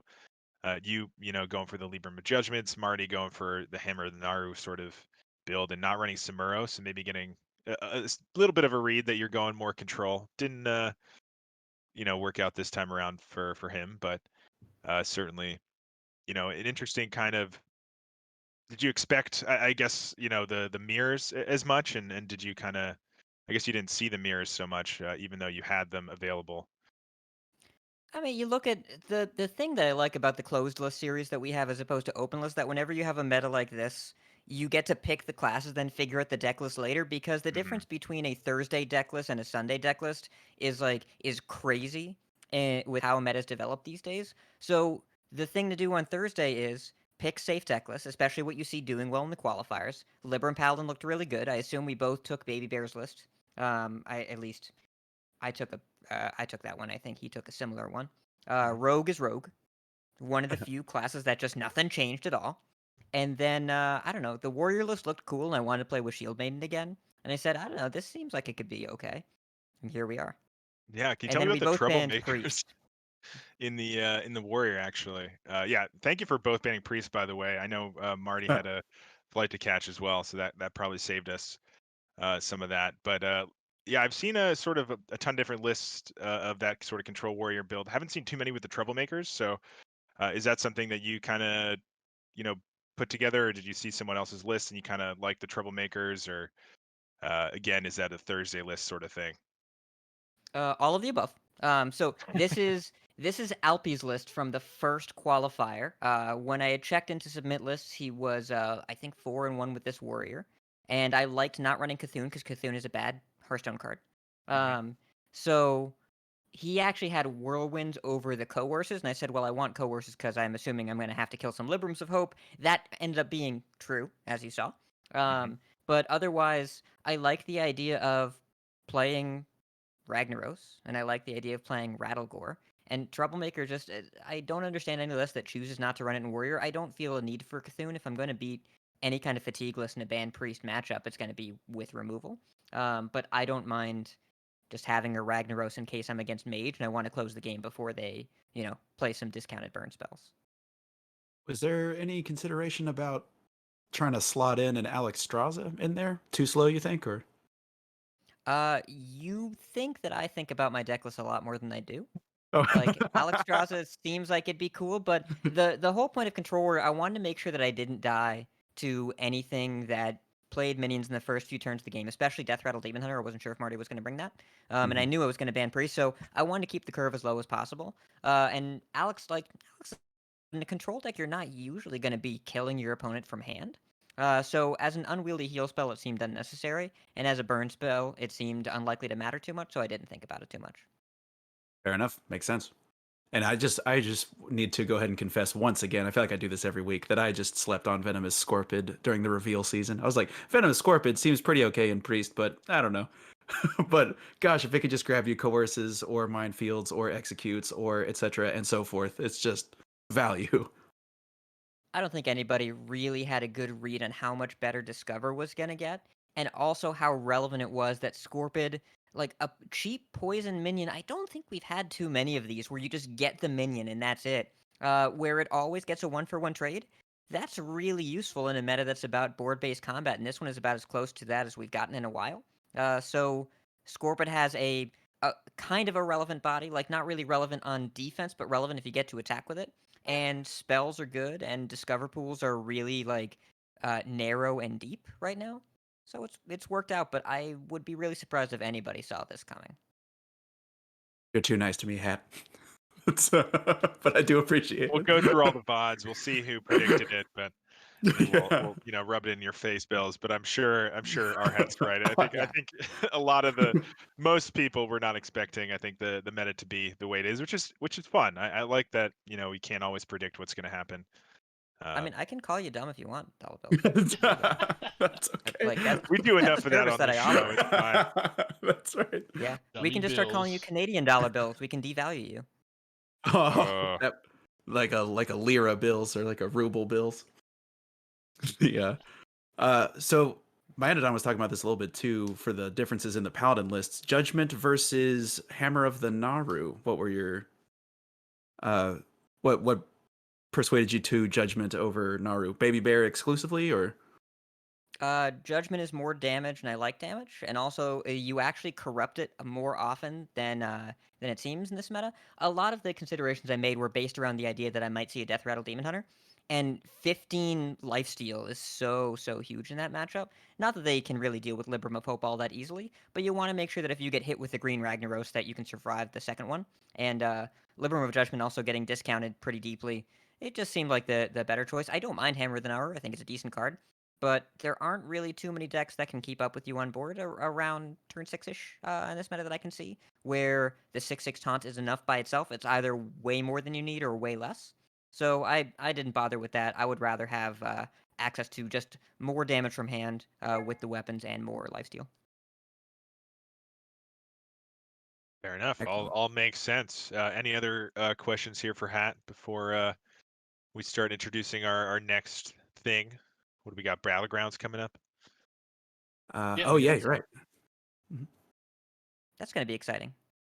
It's who's casting that one? I see that Steffi's involved. Yeah, it's just me and who cast it on Friday because he went in. It. Yeah. it- That would be Yeah, one well, heck this of a lobby cast. lobby looks pretty amazing right here. Yeah, a lot of really strong players. I mean, you expect that from the finals, but I am curious to see how it all goes down. Yeah, you stick around. My Mexican food arrived. I got smoked brisket enchiladas. Oh, Yeah. Top tier very enchilada nice. game. Very nice. Yeah, but hey, thanks so much for casting the match, GG to NJ. We were after that Paladin Warrior game. We both messaged of what the F was that game, and he also had not planned on the Gibberling Paladin, but none of us really do. It's just a gift bestowed upon us from above. Yeah, I mean, maybe there's something there in the Chamberlain belt. If you could just discover that every time. Well, now you can get first day of school off the wand maker, so There you Yeah. more first days of school. Why don't you try that, Bills, and let us know how it goes. go. That's why I'm gonna slot venomous scorpids into all my paladins so I can get even more first days of school. So it's gonna be scorpids, wand makers, and it's gonna nothing but Buff waiting gibberlings for. all the way down. Mm-hmm. Yeah, Gibberlings sounds all like the you're way gonna. down. I think you're gonna learn some hard lessons on that first day of school. Why? Yep. Yeah. All right, boys. Well, have fun. Thanks so much for having me, and I'll talk to take you care. guys next time. Grass hat. See ya. See you. Holy. That's just that our hat normally that as every player and you try to match. Oh yeah, It's you weird. should always play at your own pace. It's. I mean, it's hard not to like speed up when you're playing against someone who's playing fast. It kind of just just happens naturally. You just innately kind of try to keep pace. But learn from some of the best players. You gotta just play your own game if you can. Yeah, I think it was 2014 world champion Firebat who said, "Sit on your hands until you're ready for your play. Just keep your hands off the mouse until you know what your whole turn is." Of course, if you play rogue, you can't do that. You got to draw. You got to be quick. No, you got to be quick. Yeah, you don't. These days, I mean, that it doesn't apply these days when you're doing a lot of crazy things you won't expect. Right. So you got to kind of think on your feet. But take some time. Think of that. Not too much time, but some time. But we do have just to confirm, we have a 10 o'clock. That's gonna be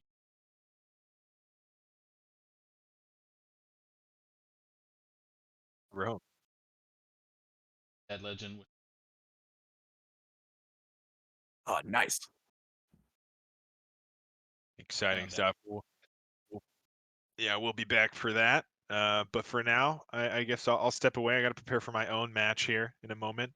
So good luck with the battlegrounds, and I'll see everybody a little bit later. Bye bye. See ya.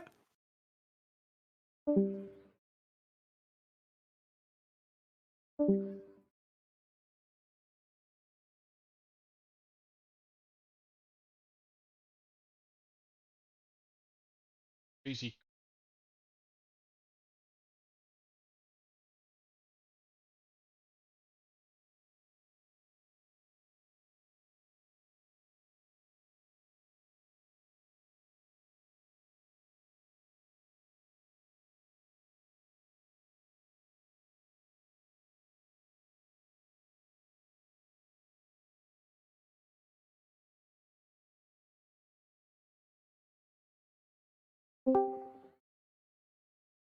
Hi, hi. Hi. How are you? I'm good. How are you? Bad at all? Got finished watching a last hour.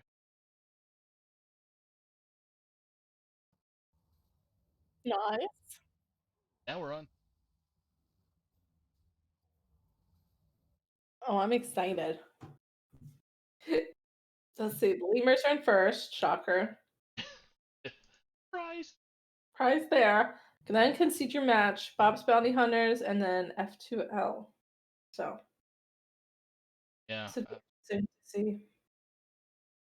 Cast Friday there. Actually hit bed. Hmm.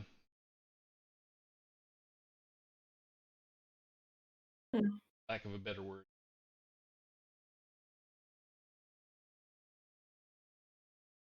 Fortunate for Mhm. It does. Trust me, that's. I know. she feels. I'm gonna. Yeah, with Kinda- lead 5 point.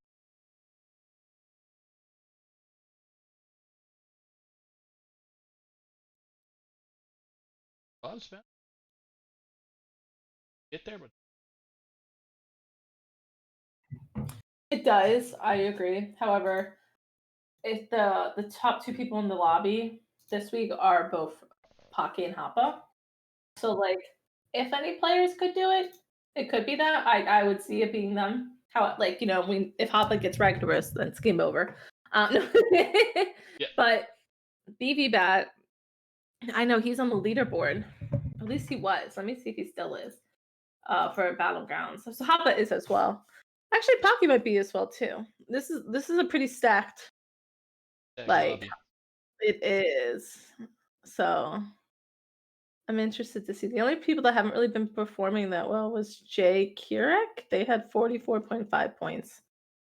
I don't know, like are they like had a lot of subs or what, or just I'm not lucky because I think they normally play on Friday, so I'm not familiar with them. Could be new too. She's a friend of some. Exactly. They're on the lemurs, Yes. so it is. That's a great group to learn from. I'm gonna check the leaderboard real quick.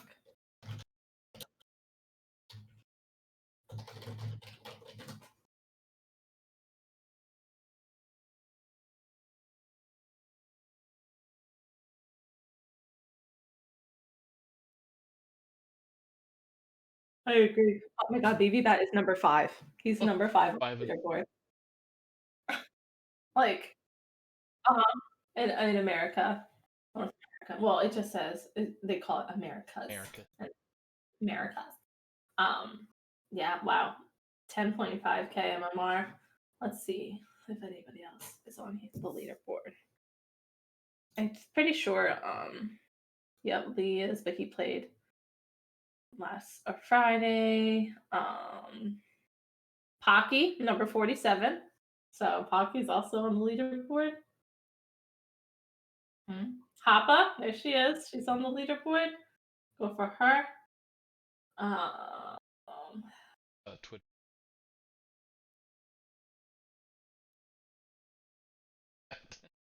I know that's awesome. Even if you can't hold it for long, just be able to say you did it, that's enough. Like that's good enough. Oh, that's so cute. It is. Well, Minko's on there, but he played Friday. Yeah, right. Knowing that you can do it, that's the main thing. It's just being able to be like, yeah, I did that. That's cool. It's a good feeling. I'm really excited. We have 3 more weeks of school and then summer break. I'm like gonna try hard. Like, right? I'm gonna let those few days to try hard. I'm gonna stream it while I try hard. It's gonna be a good time over the summer. Hopefully. Who knows? You just might see me raging. You might pop in and be like, Steffi, look at her, and me screaming at pop. And ladder. I'm gonna do both because I don't like listen, I can admit defeat. And I've been struggling this season with it's interesting. I do pretty well on ladder. Like my ratio for like laddering is pretty good, but like I'm struggling with countering matchups and like figuring that's where I'm struggling right now because I don't know all of I know my decks, the ones I'm specifically playing. And so that's just kind of my area that I need to work on improving, but I'll get there. Yeah, it's getting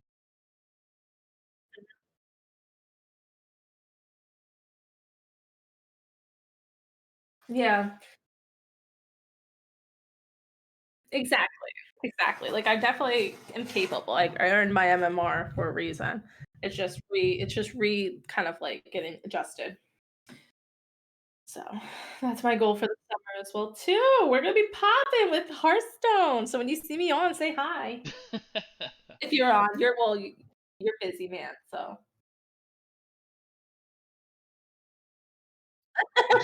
I'm older now, so it's my I'm busy 50th birthday yesterday. Ah, happy birthday! Oh, that's exciting! A Taurus. You're a Taurus. I am.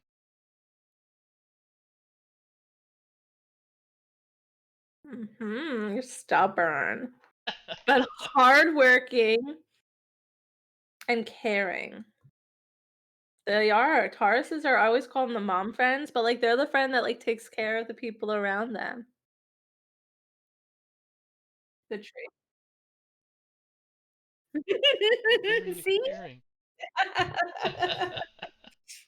The stars don't lie, Saku. Oh, I know.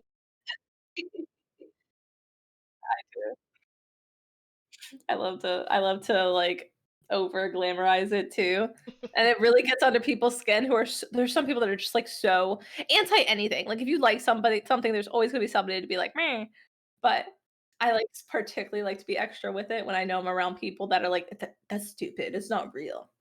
And they'll say something and be like, "Ah, yeah, that's your blankety blank," and they're like, "Excuse me, that's not real." And I'm like, "That sounds like what a Leo Moon would say." Like this is, Just and keep they get feeding it. so Yeah, mad. feeding them. Yeah, well, I'm gonna spit it back at Mhm, mhm.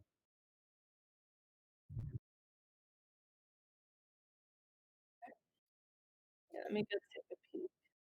Oh, It is Pocky. hockey's. Hmm. Let me look at my friends list. Let me see if Pocky's made a thing. Pocky's hanging out in the main menu. I can type that really quickly. Say like, "Hey friends, make sure you have Pocky added."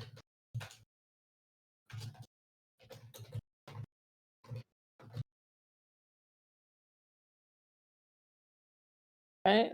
We here. Head for the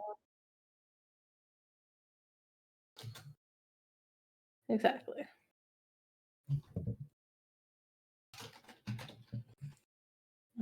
1540.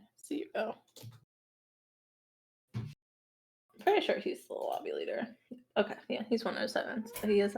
What, baby? Hi. He is. Now that the meta has settled, it's like kind of back to being, I don't know, normal again. People aren't just like pushing quilt boards anymore. So we'll probably see a little bit more variation tonight. Yeah. Well, interesting when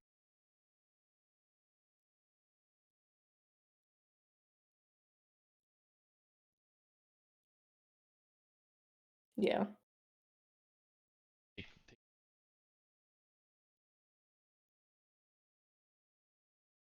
agreed. that could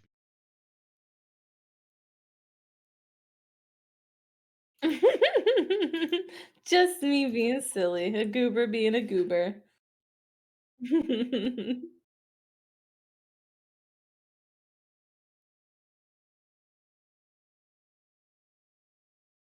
Yeah, I went through. I was like, we got Poppy Papa, Blue, Coles, BB Bat. The only one I didn't have was the J Curette, but I added them.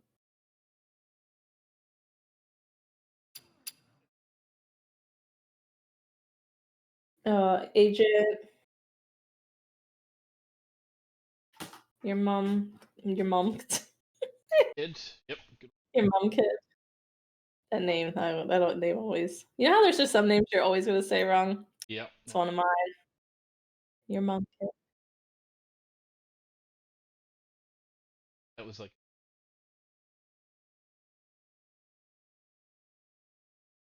kid. My brain understands it and hears it, but yeah, here we are. yeah. And you, as soon as you hear it, it's like, oh, Totally, totally, totally. All right. Can they? Are they going soon? Let's see. I don't know. Like they're in the main menu. Let me look again. So, agent main menu, blue main menu. BB is browsing the store, doing some shopping. Papa main menu. J Kirk main menu. Coles. Okay, so they're all online. It's like that awkward moment. It's like, okay, who's gonna say something first? I don't know who's starting it. You starting on? Who's going Start it. first?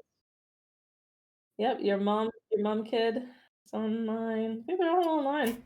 Did I say Coles? I think so. Yeah.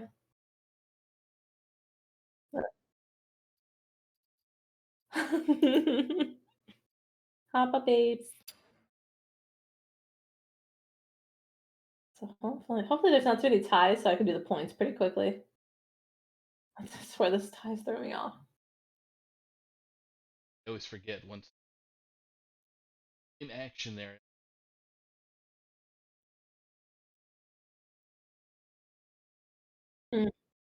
Mm-hmm. I know. It's hard to like do the stuff in my head real quick. Depending.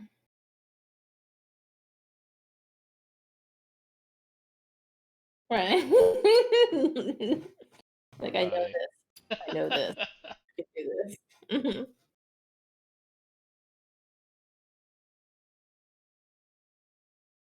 Oh my gosh, that's a lot. Oh. Alright. Alright, friends. Patiently waiting. Tapping. Are we live? Live. Oh, hi everybody! Hi everyone at home. I'm over here. We are Hello. continuously live.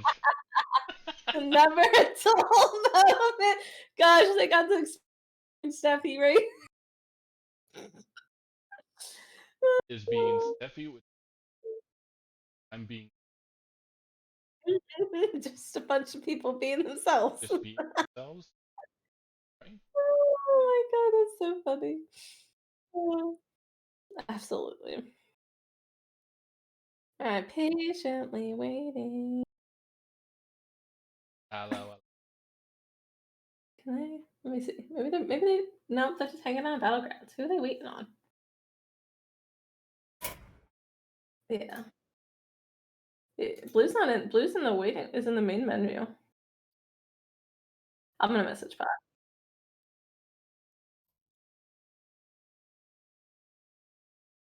Okay, on you guys then. I sent Pocky a message. I know that's bold of me. Bold of me to message the leaderboard person, but you know what? I'm a bold girl.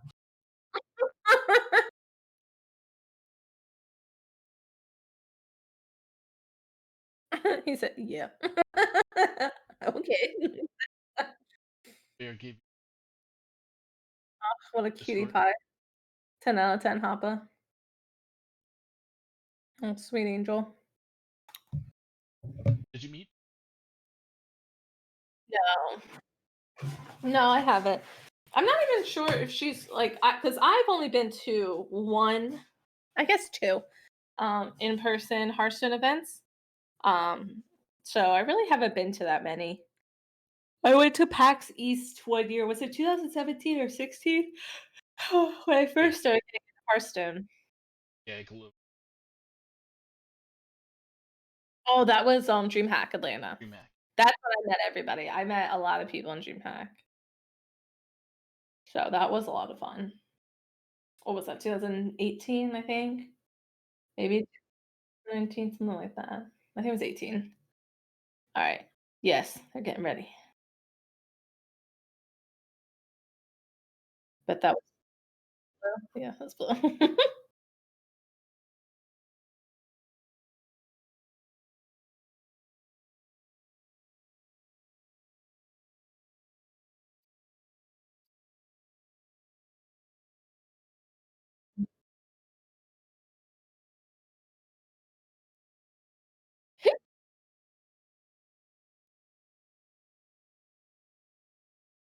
Yeah. Coles? Goals. I hope we see. I don't know. I was just looking at like some of the heroes that are considered tier one, and Maiev has been doing disgusting things. I hear a lot of the higher level like streamers kind of complaining about Maiev. Unless you get Maiev, then you're happy. Yeah. You like Then you're fine about it. No big deal. purple. um, I know Cthulhu's still performing really well. Um, heck yes! So excited to see what goes down in this town. Who should I spectate? I want to watch people on. I'm gonna BB back because he's number 5 on the leaderboard. Lucky. The Agent PW. They're in right now, folks. They're going in. They're coming in hot. We're here and we're live and we're ready to thrive. We are. Spicy.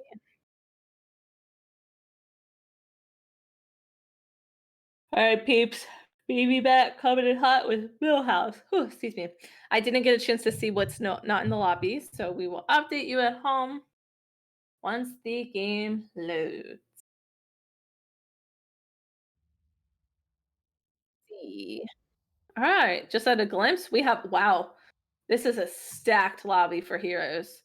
Wow, actually, that's incredible. All right, so not in the game, demons, mechs, and pirates. So all of the tokens are available. That's fun. And in order to make a perfect Amalgadon, you need a mech. Or you need to make sure you get the bubbles. There's no mechs. So, yeah, should be good. Just to give a quick rundown of players to heroes. So, BB Bat, Millhouse Manastorm. We have Agent playing Omu. Maiev, Hoppa Bear. She got the Maiev, so she's feeling good. Your Mum Kid with Jandis. Jay Kirak with Georgie. Blue Sombrero with Rafam. Coles with Reno. Reno is another one that's been performing incredibly well.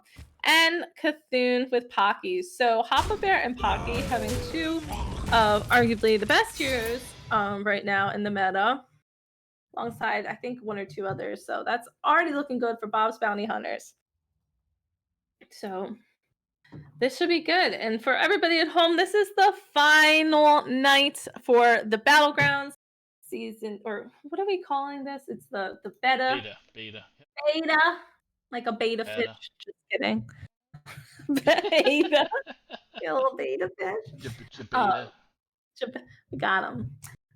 We got two pairs, not one, but two. That's really spicy with Millhouse. So yeah, this is the final night of battle and fighting for who's going to be top dog. So the lemurs right now are sitting in first place with 29.5 points, followed behind by Concede Your Match with 22 points. Bob's Bounty Hunters, our last season's champions, are sitting with 19 points. And then F2L Silver are sitting with 11.5. So it's technically still anybody's night, technically. I don't think anybody's 100% shut out. F2L Silver is pretty behind. They would have to get like perfect first seconds. But it's not impossible. So like I'm not gonna shut them out. So interested to see. A lot of work that needs to get done. There is. And with the heroes that are picked, I mean I'm interested to see how this goes. So we got a lot of tokens as Millhouse. You do love to see it. Choosing to not play, I think they're playing, no, they're not playing their teammate. I was gonna say, I think they're playing their teammate. I ended up not playing the Murloc Tidehunters. I wonder why. Because that's your Mum Kid is not BB Bat's teammate, unless I looked at that wrong, which I could have. Let me just look real fast, make sure I didn't mix that up. The battle is really raging out here, Bob. I 1,000% agree with you. These battles are just always raging. A lot of rage. There's a lot of rage in our bodies.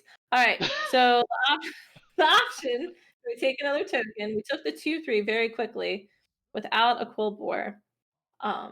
Just taking minions, doing Millhouse things, filling your board, holding this token.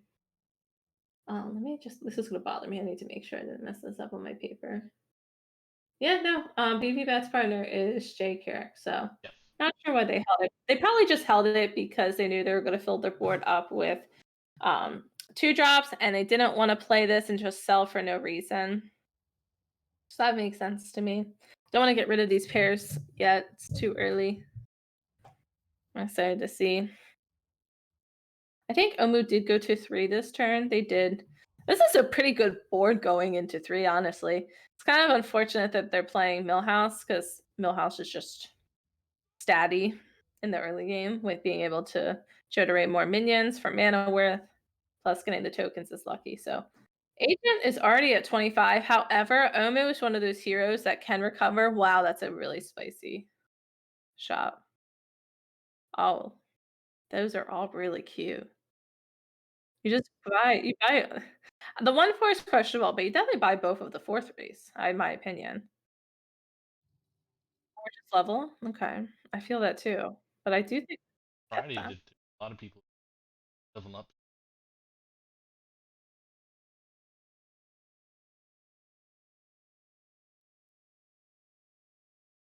Oh my god, my deck tracker's not up. I was like, yeah, I agree. I definitely think I've noticed that a lot too. All right, cool. I like this. I like this a lot. 1000% agree with this plan of attack. Um, is it turn 5? Okay, yeah, there it is.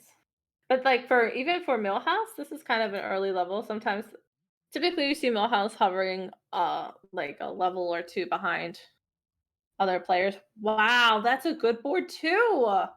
Everybody's stacked. Oh, that Hank's gonna grow. I don't think they're gonna win this one. Yeah, Jake. Yeah, they are teammates. Rough, but I mean, 5 to Jake 6 at 6. damage. Yeah, the Hank gets to grow, so that's really good for J Carrick. None of these are really that good. We have no tokens. You could just buy this. It's a 4/5. Um, but it's not like exceptionally good. Rolling though with this hero is just so trash. Your opponent, Pocky, just now went to 3. See, we see Omu going to 4 down here. You see Rafam going to 4.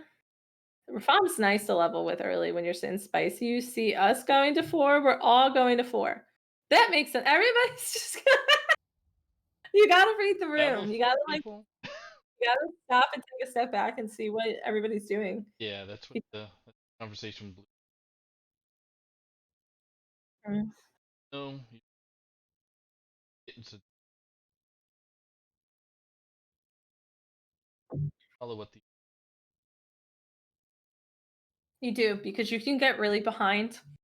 I definitely like as somebody who used to play really fast as well, that taught me to kind of slow down because it is you can get like really behind when you think you're developing a good board with like okay tier 2 or tier 3 minions, but then if everybody is leveling up a lot faster than you, they're just generally going to get better caliber minions.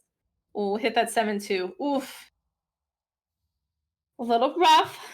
Take a little more damage, but that's okay because we're at 4 and Pocky's at 3. It's okay. Pocky doesn't mind being at 3. That's good too. jump over to Agent.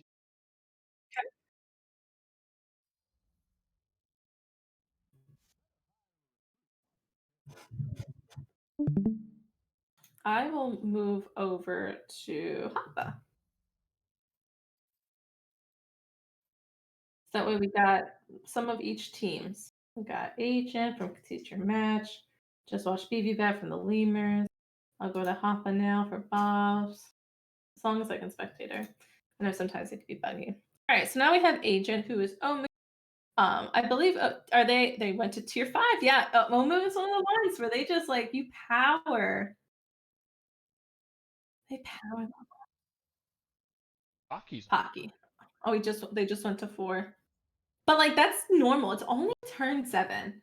All right, so Hoppa is down. Just took 14 from George. That is a lot of damage. I'm not gonna spoil anything on my end though, but things are getting spicy over here. Let me look back over at you.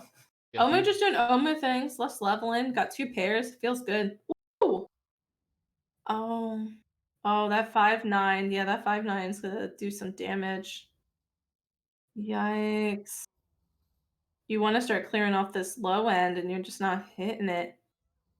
Ooh, okay, that was at least that was a good hit. That was not. WE missing. Yeah, that's rough, man. That's It's 13. Whew. You can't take another loss at that point. Ooh, those 2 6s though are spicy. Those are the ones I believe when you buff them. Yeah, on the next combat, your other minions get +2 attack. And you have 2 of the generators of blood gems. So I do think you take them. I would have taken, well, I guess you don't need to take both because you're only doing it on one. Yeah, that's fair. You have 2 pairs. The 4/1 might be worth picking up. No? Okay. The 1/1 might be worth picking up. You're playing against Hava, who's at 4.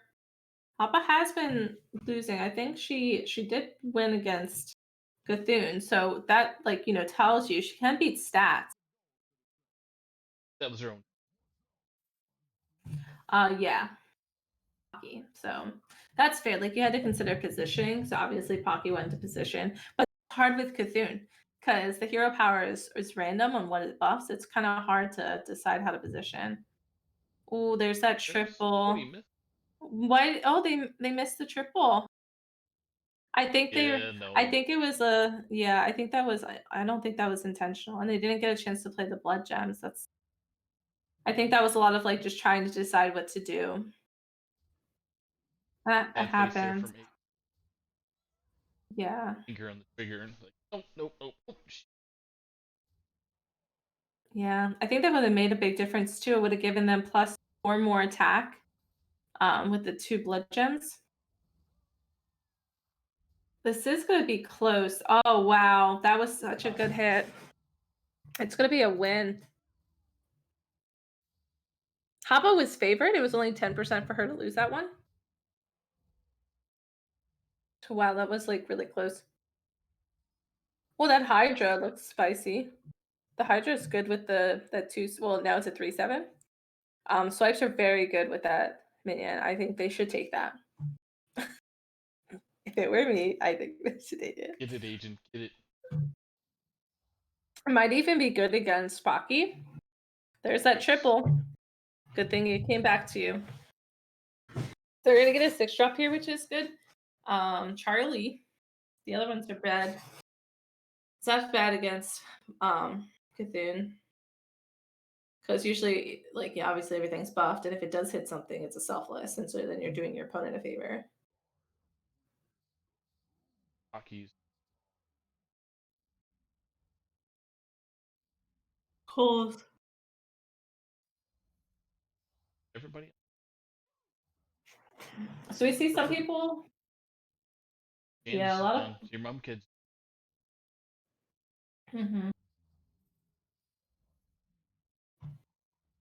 Yeah. Yeah, that's much better. Damn it. You feel good about this getting that boar with Charlie. That's nice.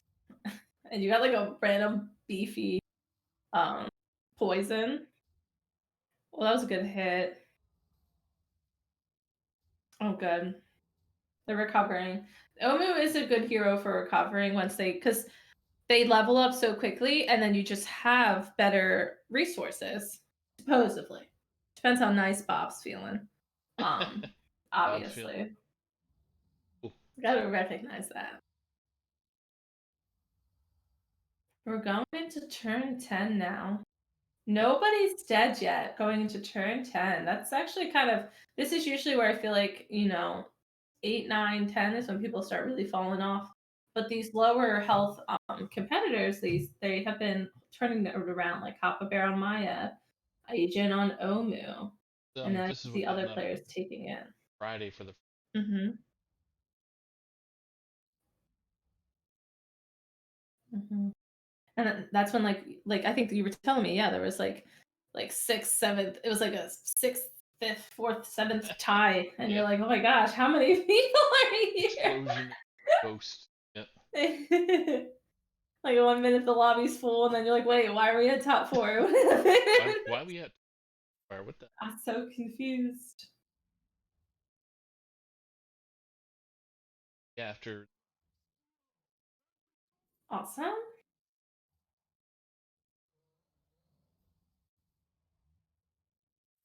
Nice. A1. Oof. Those are fun, A1. blue. It's rough. That is a little rough. I'm interested to see what they have.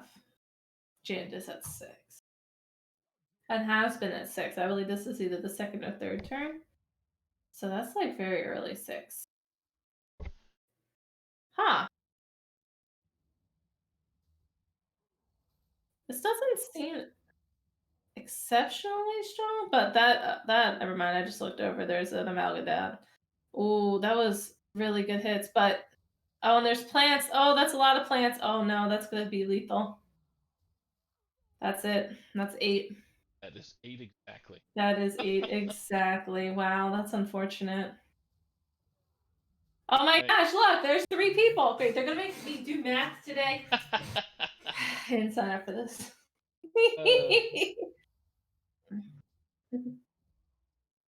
Got Hoppa taken out. Jake here.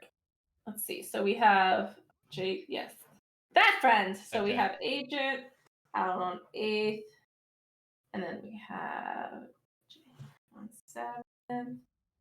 See, this is gonna be close. Cole's at 6. Oh, the Cole's at 6 though. It's rough for F2L. All right, let's see. Look at all these friends. Like 4, 2, blues at 1. Like that's tough. Right. Yeah, truly. I'm making a note for myself. If they tied to attempt to do the math. Because I know it makes a difference. It's like take the points in 3 ways. Anyways, Yep. so now we're just seeing Hoppa utilize the ground shaker. This minion is a lot more broken than I think a lot of people anticipated. I like throwing in the Nadina to just try to get some extra stats. I'm not sure what your mom kid has. So we'll see. Jandis Looking at is him. he's very strong. I think he is stronger than Hoppa. But we'll see. That's 2 Amalgadon. That's how many 6 drops? 1, 2. There's 3, 4, 6 drops. Okay, no big deal. It's just slightly intimidating. Yeah, this is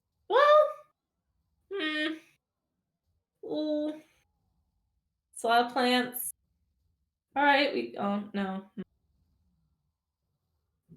All right, we get it. Looks like Hoppa's gonna be taking 5th here, maybe 4th, if somebody else. I feel like it's likely that somebody else is gonna die. Yep. All right. So Hoppa taking 5th and tying with BB Bat for 4th. Oh my gosh, he's tied. Like great. And now we have. Oh, who am I gonna go spectate? I'm gonna go spectate Baby Blue, so I can finally say we spectated one of each player from all the teams.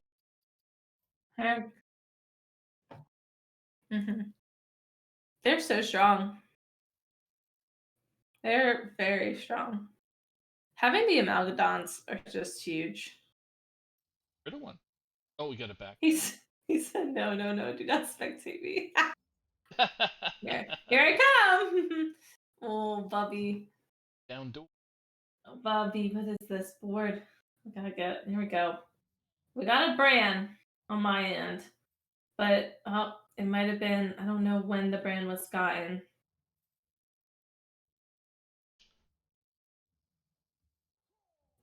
I did too. Yeah. It's stacked. Oh my gosh, 2 perfect Amalgadons? It's game over. It's game over. Not only does he have 2 perfect Amalgadons, but highly scouted other minions, and you got the Charlie and the Boar, game over. Yeah, that's a little rough. Rough, Tiny Buffy. chance. Only. Lethal. Listen, if he does live, he got an Amalgadon out of it, so, like, you can't be that mad. Alright, hit the 10-12. That's not the one! Also, that wasn't the hit. If we hit the 10-12, that could have potentially done something. We did not hit the 10-12. Something else. True. Alright, blue taking third. Alright, I'm going in real quick. 31 Alright. fake. Got it on. Wait, don't worry, we took a picture. Screenshot it, send No it. way. We knew that's what you'd want. Alright, Pocky, where? Pocky, hello! Oh no, it's Pocky. There he is. Alphabet. I know it. Alright, let's see. Actually, Pocky could be a good matchup because being Cthulhu. But double Amalgadons, perfect Amalgadons. Bookend. That's Amalgadon. startling. Oh no. I'll just spoil anything. I just can't help but react as a person. Do I am? That's a. Let's go. So wait, they sold an Amalgadon? Exchange. Oh, that's right. Because they're Jandas. Jandas is broken still. Confirmed. Confirmed. Never played. Jandas is definitely a learning curve. I agree with you there, 100%. It took me a little bit to get used to her. Yeah, that's gross, right? Look at that. It's disgusting. Screw. Hockey or. You'll see. Don't worry. You'll see. Yeah, that's like, this is the new Minaj build. So broken. Alright, well, just compare. But who? Oh, that was not the hit. Yeah, you wanted to go first there. Yeah. Doubled up. That's. You did. Maybe it'll hit the 40-40. Not Yeah. gonna hit the 40. Shy on hitting. Not gonna do. Oh, you're hitting the poison? Okay. Alright, cool. This. I'm just gonna go ahead and write my notes now. Yeah, that's disgusting. I love it. 10 out of 10. Good job, your mom kid. That concludes. Yeah. So what you just witnessed, your mom kid from Conceit Your Match taking first, followed by Pocky from Bob's Bounty Hunters second, third Blue Sombrero from F12 Silver. Fourth was a tie. So fourth and fifth were tied. Fourth being BB Bat, fifth being Hoppa. BB Bat from the Lemurs, and Hoppa Bear from Bob's Bounty Hunters. And then sixth, seventh, and eighth was a tie as well. So yeah.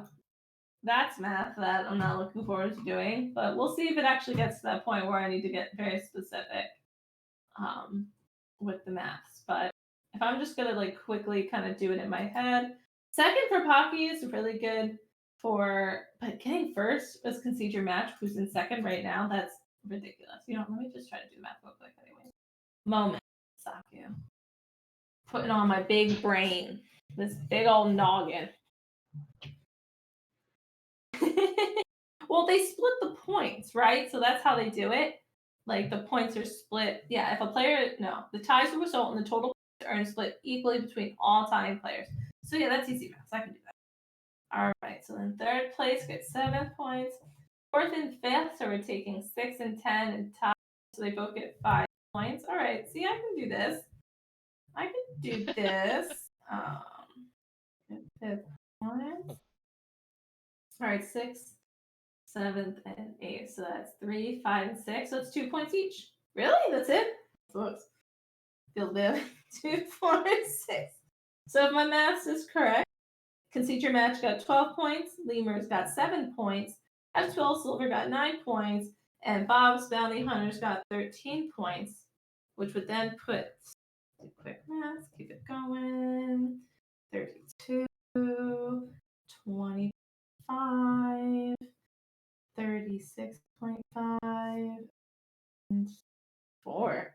So if my rough estimate of math was correct, then right now we have Lemur still ahead with 36.5, followed by Concede Your Match at 34, Bob's Bounty Hunters 32, and F12 Silver at 20.5. I don't think F12 Silver can win at this point, unfortunately. Yeah. Yes, Even if they got first and second, even if they got the 18 points here, putting them at 38.5, like it's just not feasible. Even if Lemurs got, it just can, unfortunately. So the hard climb. Far behind. it is fortunate, but they played really well. They made the finals. That's awesome. We're gonna 5 minutes. Mm-hmm. 5 minutes. What are we? It's my favorite. All right. Well, if I'm choosing what I want is, this is going to be a try hard match, right? So I think if Maiev is offered, you take Maiev, and I think if Cthulhu is offered, you take Cthulhu. So I think we're 100% going to see those twos. I might even argue the same for Reno. Definitely think we're going to see Maiev and Cthulhu again. I would love to see Hoppa end with Ragnaros. That's my hot take. I want to see her end with Ragnaros. That'd be my little asterisk. Right? Wouldn't that be cute? Mm-hmm. I'm gonna That'd be take really Janice cute. up on.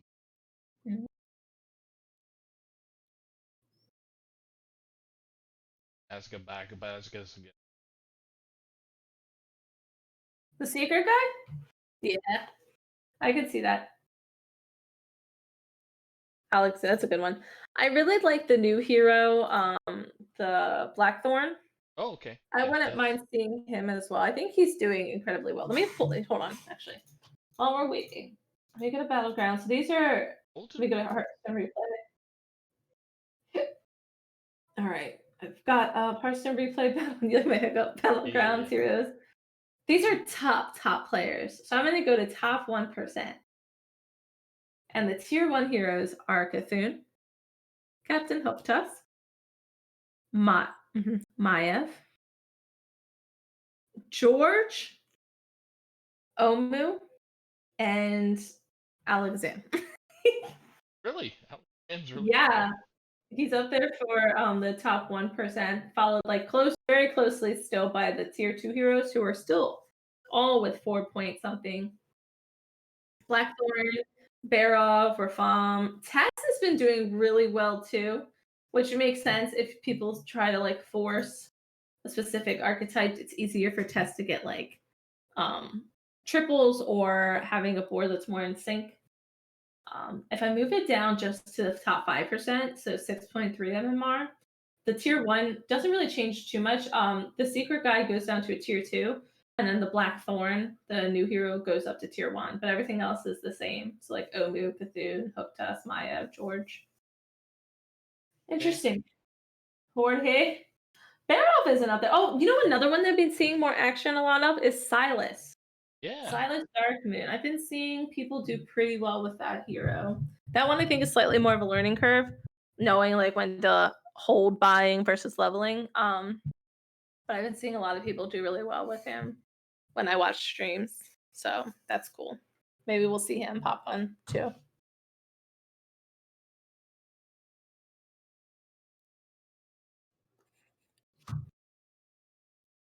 Mm-hmm.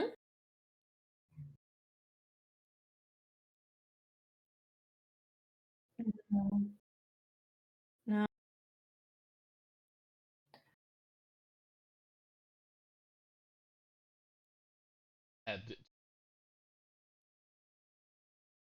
I'm thinking they pop up on no player. Nobody picks him.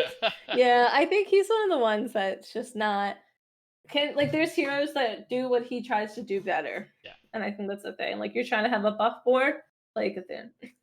Like you know what I mean? Like I don't know. Thing so Mhm.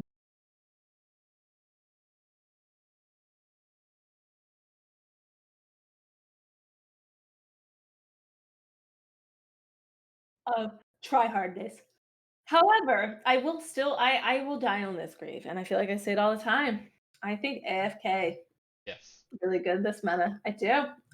That grave is mine, and I wish we saw more of her, but alas, I don't think I was ever offered her. If I'm offered her, I take. Well, no, I have a rule only with dragons and mechs, but now because Cold Wars are in, I'll take her with Cold Wars because there's good 3 drops. But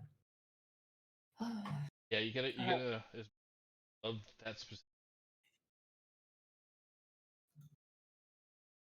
name for Mhm, mhm. I'm trying to look cool. I'm trying to be cool, not look cool. trying to win for my team. I want Exactly. All right, so it looks like they're doing the ready check. Um, they have 6. Let me see really quick. I think they're just waiting. On nobody because Pocky was the one that did it, and they're the only one that hasn't reacted. So I guess we're about to get started. I will go in. Who have I not spectated? I'll spectate Coles. I'm gonna give Cole some time to shine. Who are you gonna be spectating? Good. Oh, good pick. So once I get started. Oh wait, it says they're hanging out. No, oh wait, no, they're not in yet. They're just in the waiting. But that was a fast first round. it was. Yeah, it was just left before tied up. Mm-hmm.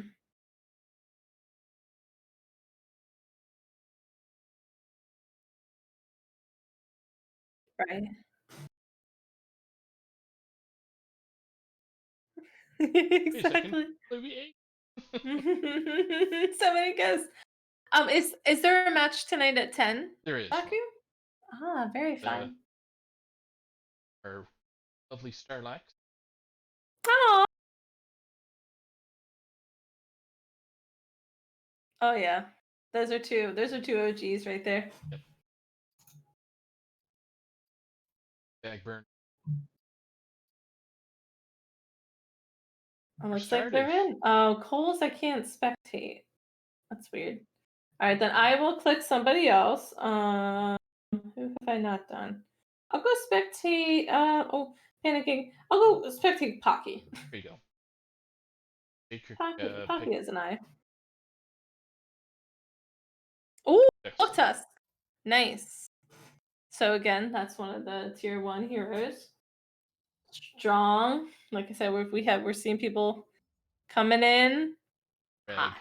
No rag. Oh man. No hopper rag. No, my thing's doing the bug. Hold on, let me even spectate again.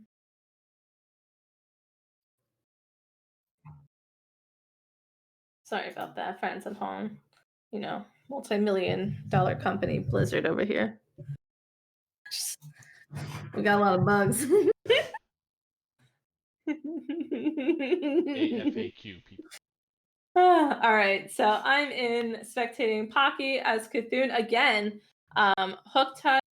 Oh, wow, already has 3. Starting off pretty good money wise. They will probably lose this one. Well, it depends. It depends what Blue picked.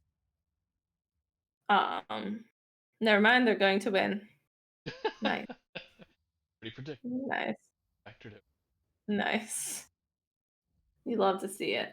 All right, let's look at these heroes. So a lot of the ones we kind of expected. We see a Jandis, we see a Maiev, we see a Hooktusk. No Omu. Oh, we do see a Blackthorn. Very excited about that. I really like that hero.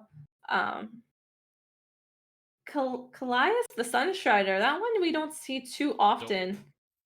So that's kind of a fun grab. And then of course we have Millhouse, Mr. Reliable, and Alakir is also I feel like a reliable hero. Always good early mid game. So should be good stuff. Pretty decent. Again, pretty strong caliber hero lineup here. So wow, 5 or 4 tokens, huh?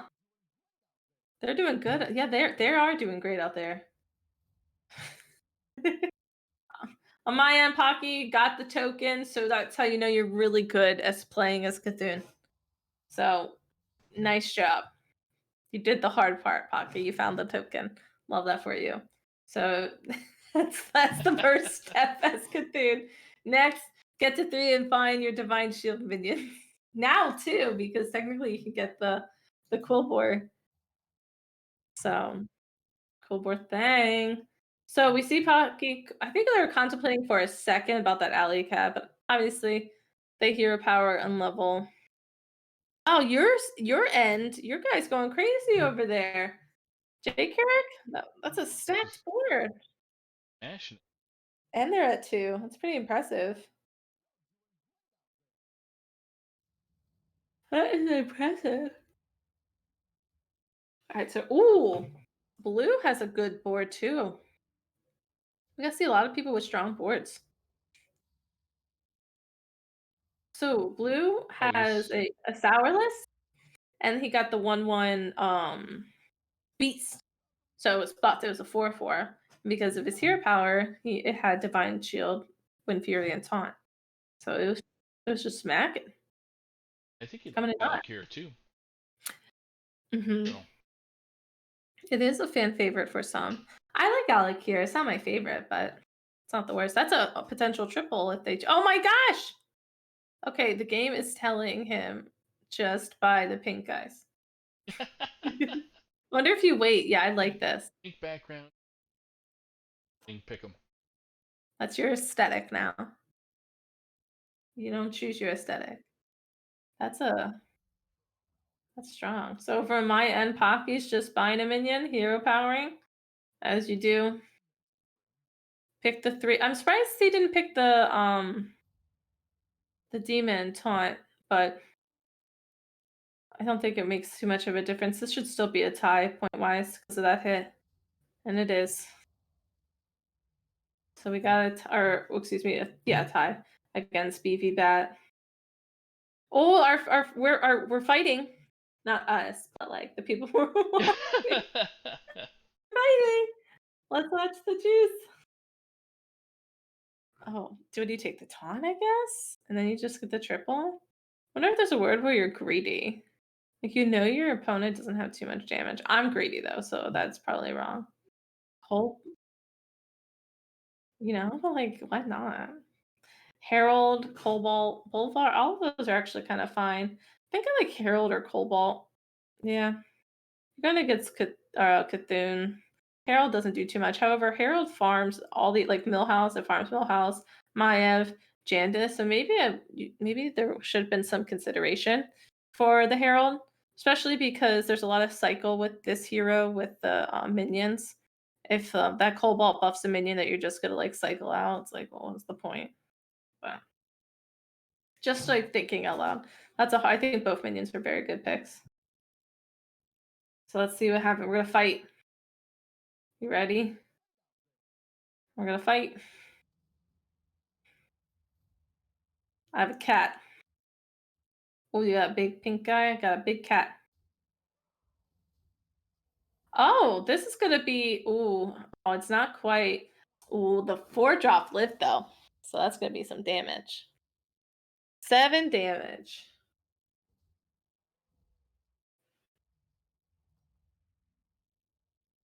Sounds good. So now we're over here. Who are we playing? Is there No, for a second I wasn't sure if Hoppa was Maya, but I think that was last game, yeah. So now Pocky's playing Coles. Maya just leveled to 4, as well as BV Bad just leveled to 4, and now Jade Correct is leveling to 4, so we see a pattern. But it's kind of hard with Pocky can't really level. I mean, if Pocky chooses to level to 4, he's opting out of his hero power, and I just don't think that's correct. I like this play a lot because now we have some B synergy here, right? We're building our B synergy. We're getting money, which is just great. Make sure hero power costs 1 less out of the resources, like your resource, your little bank. So it's good stuff. But I'm not sure. Let me see. They have a triple, but I believe they hit it previously, so it should be a 4-drop triple, not a 5-drop. But 4 drops are strong this meta because there's like the cool boars Their 4 drops are disgusting. Like the bonker and ground shaker specifically. Gross. So let's see. No, ooh, held the triple. Maybe I missed it and they did just get it, so they're gonna level to 5 and get a 6 drop. Hmm. Interesting. I'm assuming that's what they. I'm pretty sure that's like. I'm gonna I want to watch them really quickly to see if they level right to 5. Because it says they have it. Yep, they're playing it. Yep, they went to 5. Okay. Yep. So they just Cole's just then now leveled to 5 to play the triple. So now they have. Yeah, there's their triple. They're playing it to get their 6 drop. Okay. I will be then leaving to go. So let's see.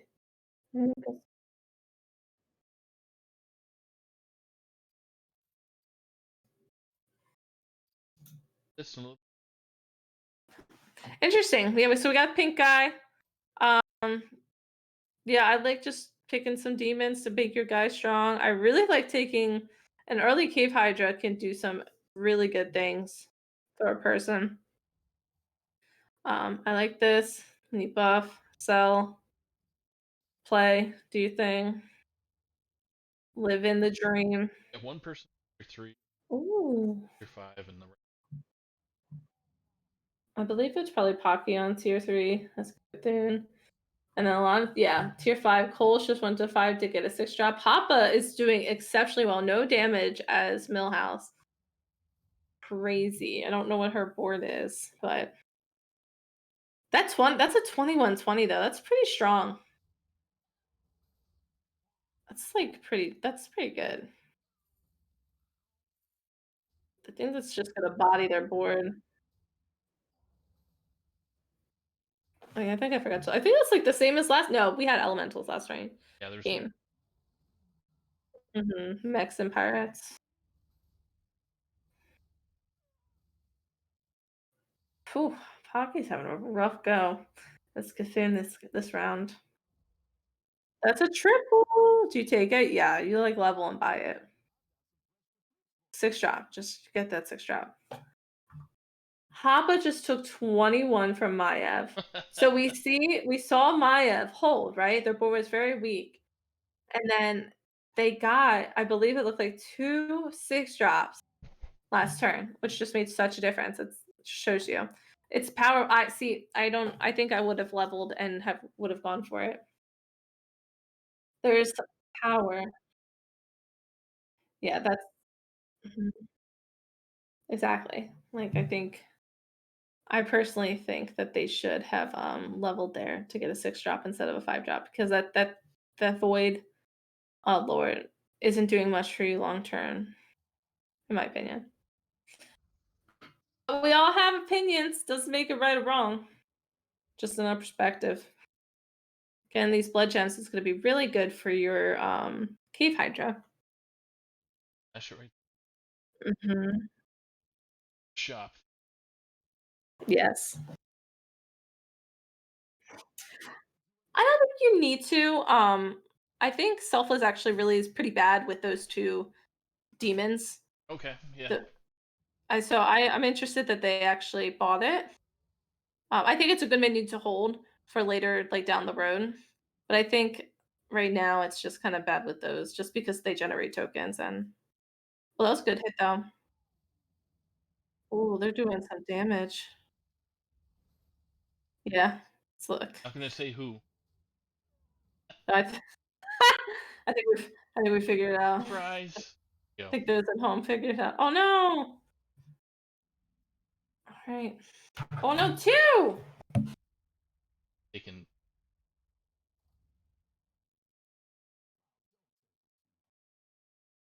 That's a lot.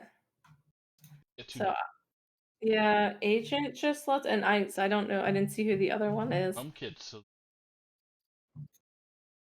Oh wow, that's ooh, dangerous. Big hole. it is. So right now they're sitting at 34. What is second place? Or you get 1 and 2 points, I think it is. Yeah, You 1. think I would know these points by now? I have selective memory. Mhm. That's an oof.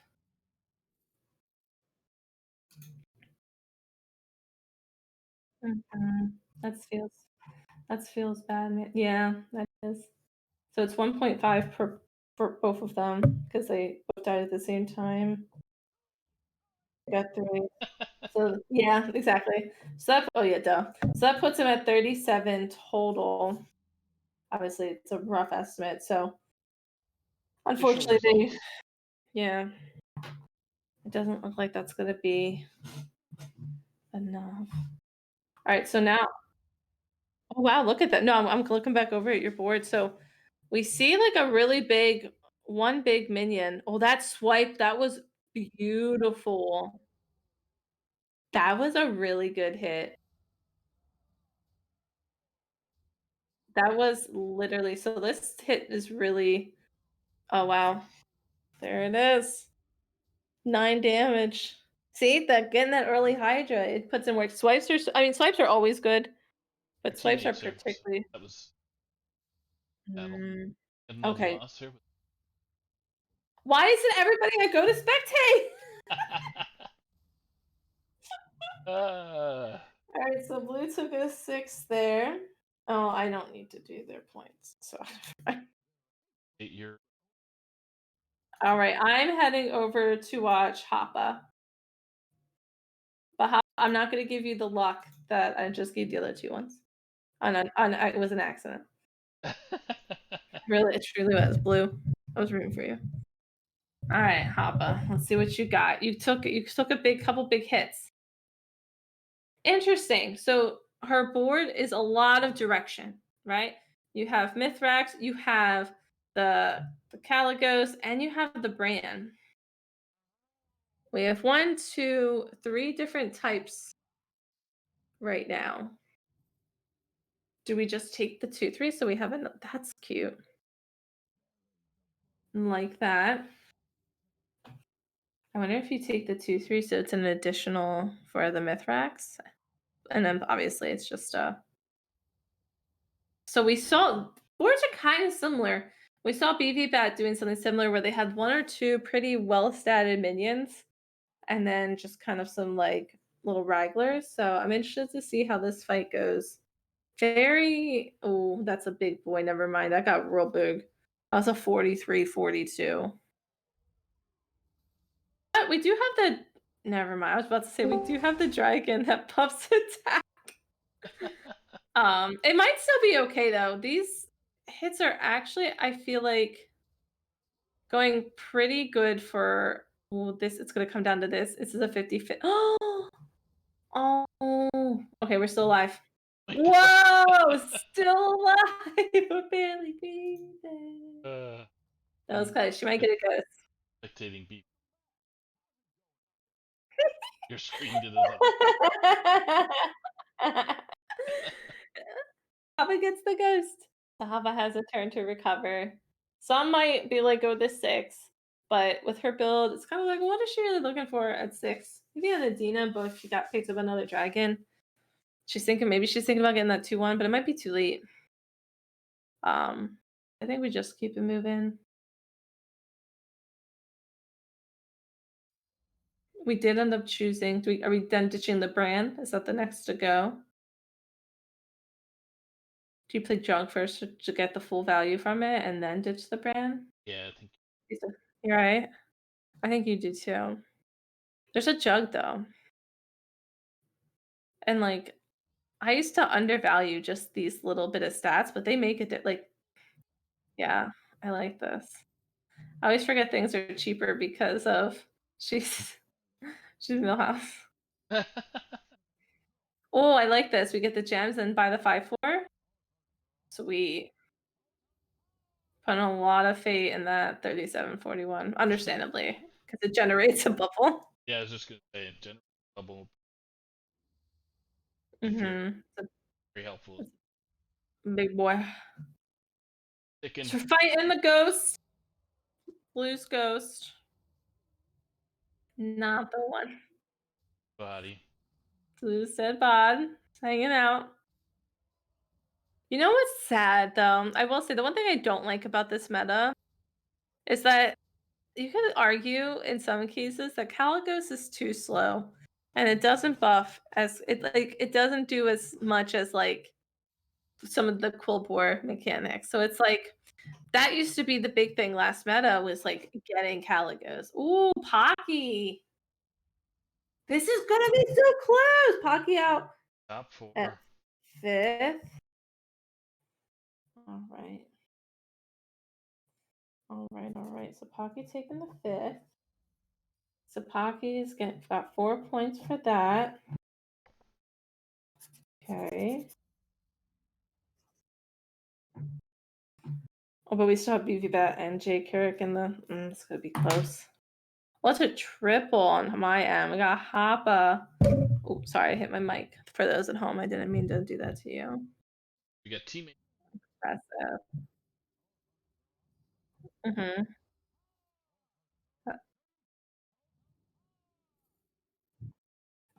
Their resources. Did they both go to 6 as well? No, Jay Carrick did not.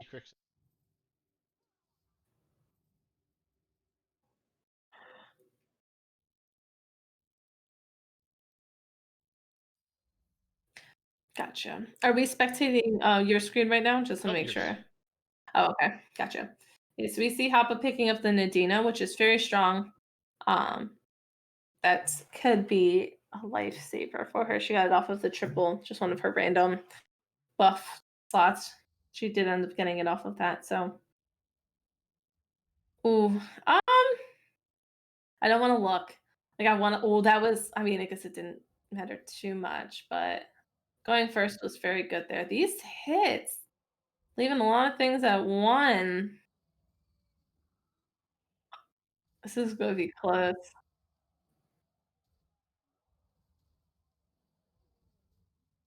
Well, these two aren't teammates, so this is Coles versus Hoppa. Oh, right. Oh, on your end, yeah, definitely. And Oh no, did somebody? I peeked. I saw a sneak peek. Somebody's. There's 2 people out. All right. did Cole got 4. We did. Look at us. And J. Kirk got 3rd, 4th. So we tie. So that's 13. 6.5. So I got 6.5. We got Hoppa, BB Bat, Brownies versus Lemur.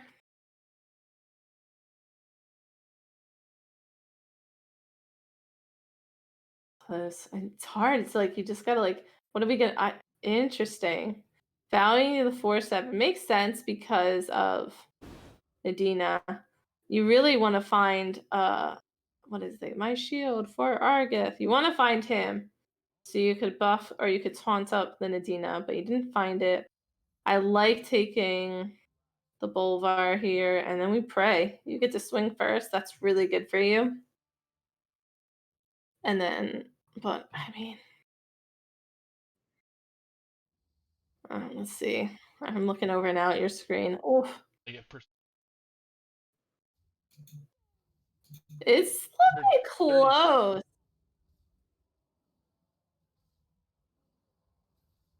This is close. It depends where the swipe hits, honestly. And that was a pretty good hit for Hoppa, and like in favor for Hoppa. Okay. Okay. Oh, that's a big boy though. But that's a big boy too. They're all big boys. All right. I'm gonna look too. Yeah, so it looks like it was slightly favored there for Hoppa. on 5. Bob got That has jokes. 1 hit point left. All right.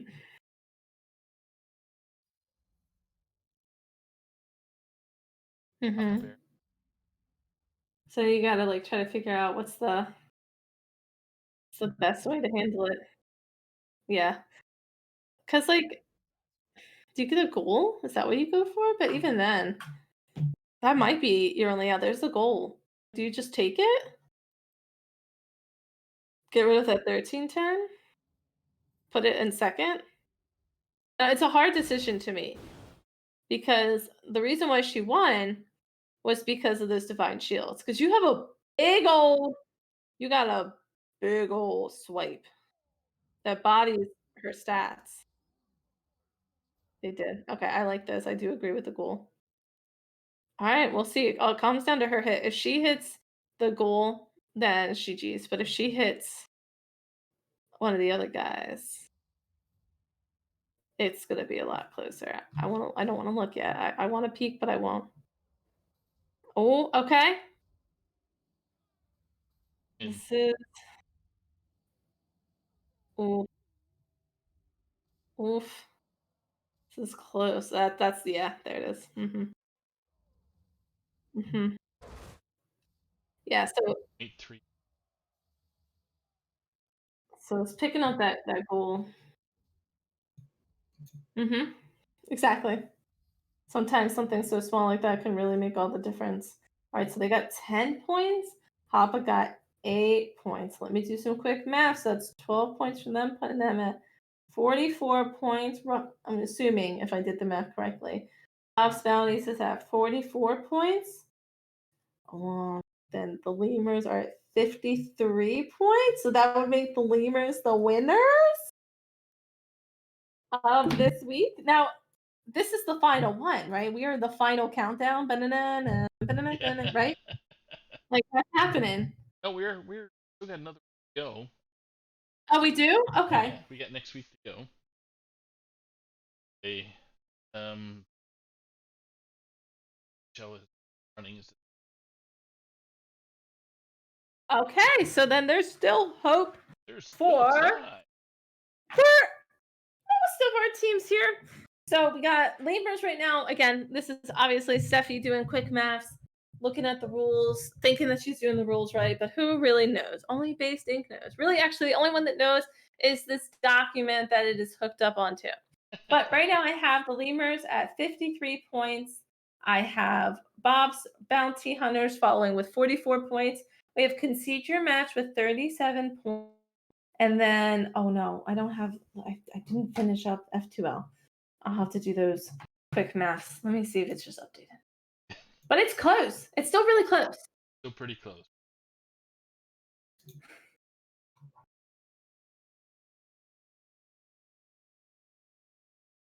It's 18. Yeah, so 36. 6 points. No, is that right? Yeah, 36 points, which is a lot of points. I wonder if Waiting it's for done that.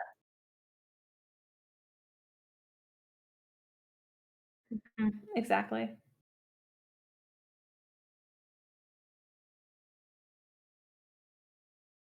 get official. I think I'm close. I like just pulled it up. I think I did pretty good math wise. The ones that are in looks accurate to my math. So, because right now we're still just waiting on.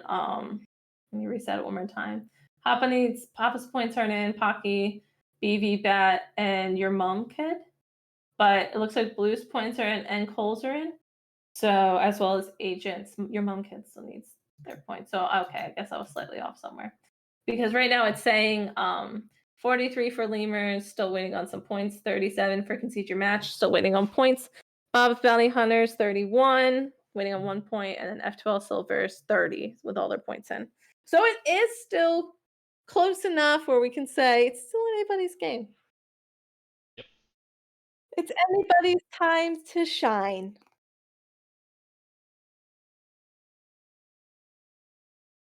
You can duke it out. Happens. See what happens next week. Well, Dragon Ball Z. But what else is happening today? Usually we say bye, folks. Have a great one. But I am, but you're not because there's something going We on now. do have Isn't there? another hero match.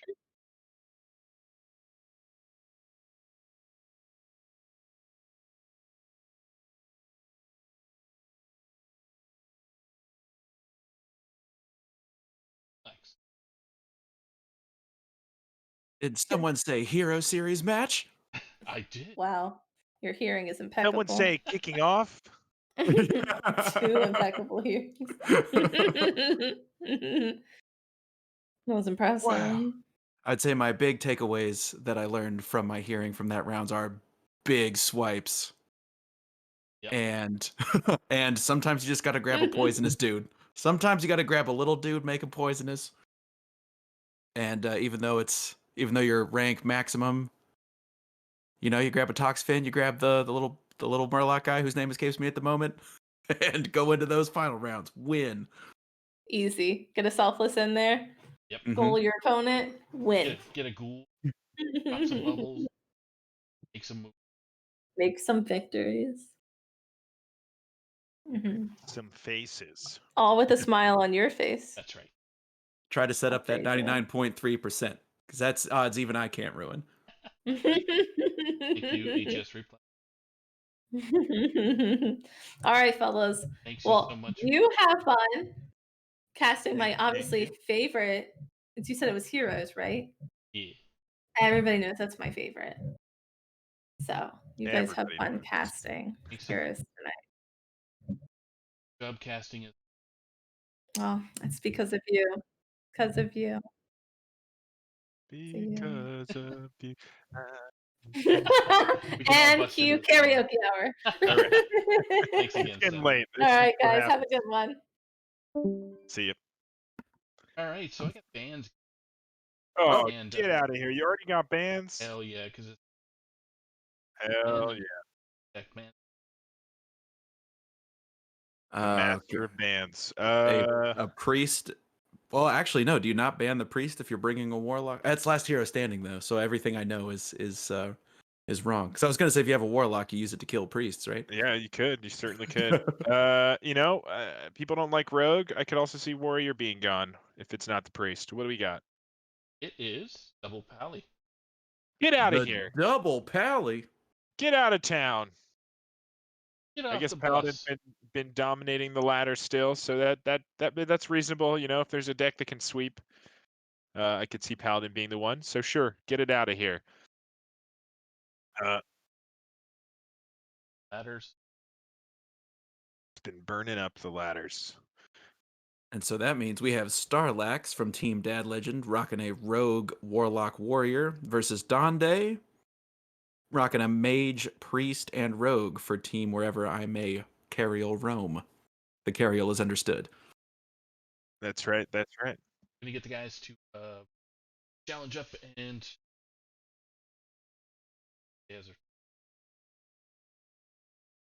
Classic content master, as you called him, for getting the spec button. But yeah, any predictions on the first brings? With the Paladin gone, maybe Donde wants to bring the Priest, although the Warlock is up for Starlax, so maybe waiting on the Priest to see that Warlock. I don't know. That's an Yeah. interesting one.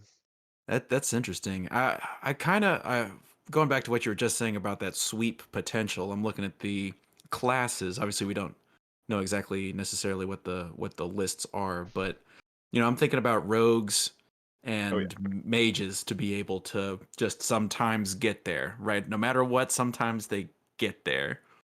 Mage, of course, a little trickier. Takes that hit to refreshing spring water, but rogues. I'm looking at these rogues. I guess this is a long walk to get to. I'm looking at these rogues. Yeah, I could definitely see the Rogues being played. Priest I feel like can win any match with all the discovery stuff, but into the True. Warlock, being up there for Starlax, maybe gonna wait on it. Although you could, if they bring the Warlock first, that's a pretty bold move into potentially that Rogue or even that Mage with all the damage that Spell Mage has. Usually you can get the damage in before you lose the cards. So, yeah, I mean, curious and curiouser. Let's see what we got. Who are we expecting first? we're gonna be spectating Donde bottom of the Perfect. Oh, looks like it is going to be a pair of rogues to kick this off. So Wow. gonna try to see exactly. Oh my gosh, it's a poison rogue for Donde. Donde's got a swine tusk shank in his opening hand. Oh, Absolutely what you want to see in the opening hand as well. Running the Man Crick too, that one kind of been omitted from this rogue list a little bit, although some people have been putting it in. So certainly not a bad card in there. You do cycle quite a bit. Absolutely. And then there's Ooh. just not a lot of weapon removal right now, right? I myself have been killed by a surprise swine tusk shank. Colt Neophyte going to go ahead and come down to slow down whatever it is Dande wants to do, and it's also a 3-2, right? It's not nothing. It's definitely not nothing. And actually, critically, I'm looking at this Ethereal Aug Merchant here in Starlax's hand. You know, usually you see the other Aug Merchant in Miracle Rogue. This would, to me, indicate this is probably the OTK version with the Sinister Strikes rather than the Alexstrasza. Oh, and actually an Ogremancer as well. So a sort of a pseudo kind of hybrid build here with maybe that lower curve with the Ogremancers and then the Aug Merchants to provide that potential OTK.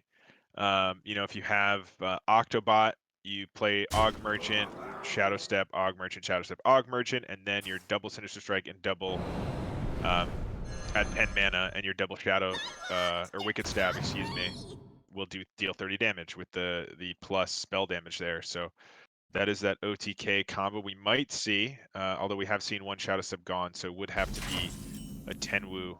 I don't think this is the matchup you're using it for anyway, but Right. something to keep in mind Yeah, with this list. Yeah, one of the tricky things of choosing to bring or piloting an OTK list of any kind is what's the most damage I can do, and then taking apart your very own OTK to like, well, I probably won't have to do all 30. Rogue will probably spend its life a little bit, so maybe I don't have to do all 30. Also, spending pieces to stay alive. I know we were talking a little bit about OTK Demon Hunter before the last match. Like breaking combo pieces is one of those things you just it's one of the things you sign up for when you bring an OTK list. Yeah, absolutely. And now, Donde just saying, I need to start getting on the board, get my poisons. I've only got the paralytic poison right now. Let's just clear off the most troublesome minion.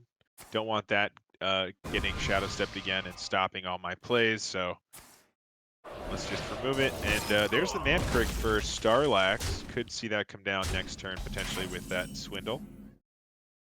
There is Sinister Strike for Donde. Yeah, paralytic poison, like you mentioned, the only thing in hand. So is that going to be a wand maker? A lot of poisons cost 1 mana. Well, there you go. Including that one, another paralytic poison. So I'm interested to see how Donde meets out these poisons, because obviously both paralytic poisons can be played, make the Swine Tusk shank much stronger. You don't expect any weapon removal, I wouldn't imagine, unless you think Starlax has the read and is just teched in an ooze or something. Yeah, who knows? There's always a chance when you bring this Poison Org, especially I think in Last Hero Standing, that at least one of the lists will include an option to deal with it. Maybe the Warlock has an ooze or something, being the more controlling deck, or Warrior if it's a control warrior, maybe could slot one in. If this was something that Starlax had an idea of, if he doesn't manage to get the win into it now. The Ogremancer, though, quite a good card into this deck. A lot of spells that the Poison Rogue plays. So, and you know, the taunt's also blocking that weapon. So, interesting choices here for Donde.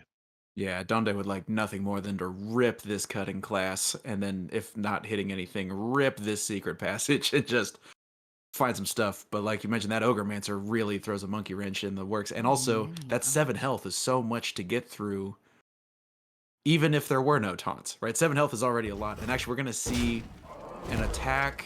This to me says that actually just going to go ahead and pass. I thought maybe we were going to try to secret passage and try to find some kind of way to kill it, but no, just going to kill it over 2 turns with the weapon.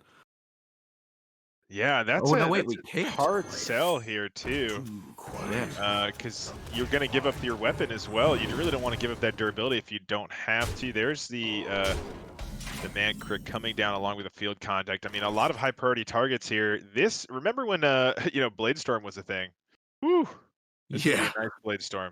But not today. So gonna have to actually just sacrifice the first shank. There is another one in the deck, so certainly not over.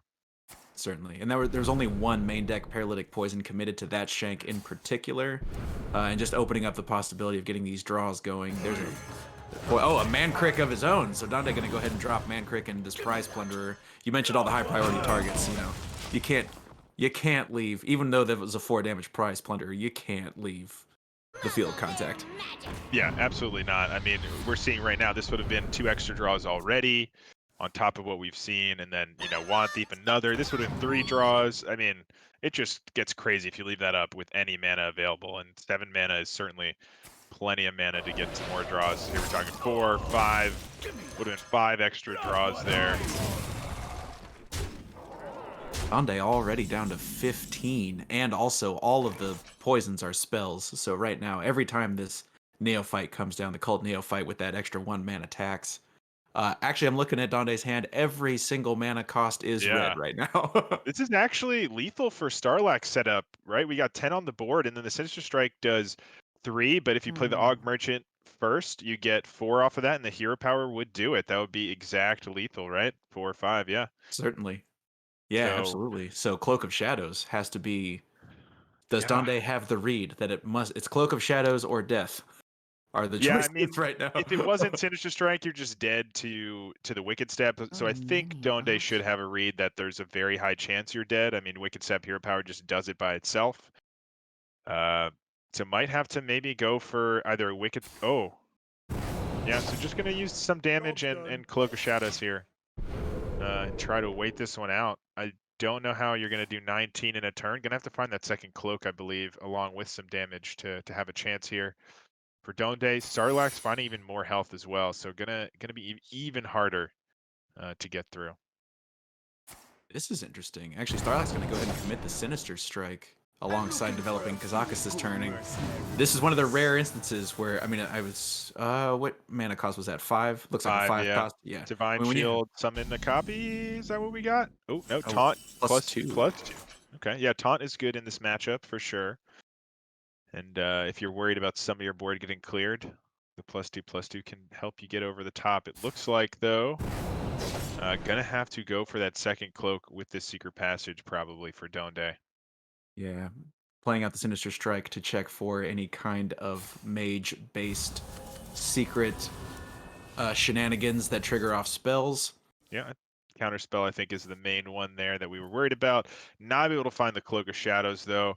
We're looking at 13. This Wicked Stab is gonna have to be committed or a Coerce or both in order to clear some of this board just to stay alive. But we do see that the Greater Golem should close this out, I believe. Yeah, the +2/+2 on a board of this magnitude is too much. The Paralytic Poison in conjunction with the Hero Power will allow Donde to hang on to the Wicked Stab as far as Donde can see, but like you mentioned, no Cloak of Shadows off that Secret Passage means this one is pretty much over except for the Crying.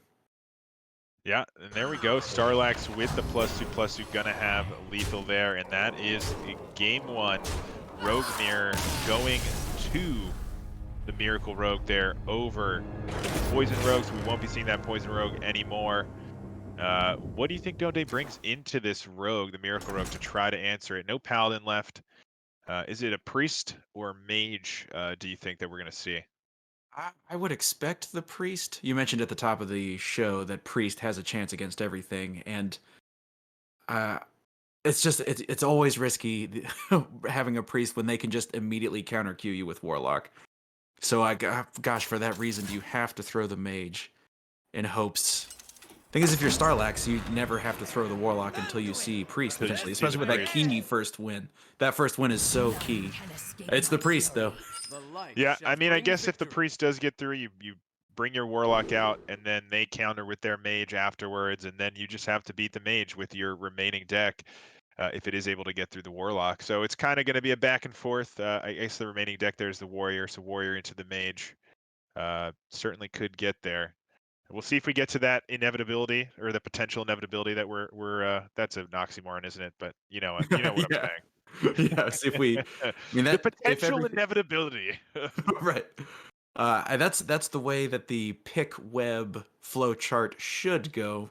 But to your point, it's all just odds. You still got to play out the matches, and there's always a chance that Jiraxis is in the bottom 5 or something in the potential Warlock versus Priest. It's not impossible for Priest to win, but it is miserable for the Priest. Yes, certainly. I think the big one there is a late, or if you're able to get the ticketus, Yes. because you know, if they get 2 ticketises, you just don't usually have the resources of the priest. But right now, priest into rogue again, gonna kind of have to take it slow here for Donde, but finding a skeletal dragon always a nice one to get off of the draconic studies. And this is a start right here for Starlax. Going to be able to go ahead and get Octobot on the board with no clean way for Donde. 4 health is just so much for just about any class to try to deal with. You know, Smite doesn't get there against a priest specifically, so just going to be a wand maker into a second Holy Smite. And Starlax has the choice to just man crick on 2. Is it even a choice? I don't think it's too much of a choice. Actually, Oh, wow.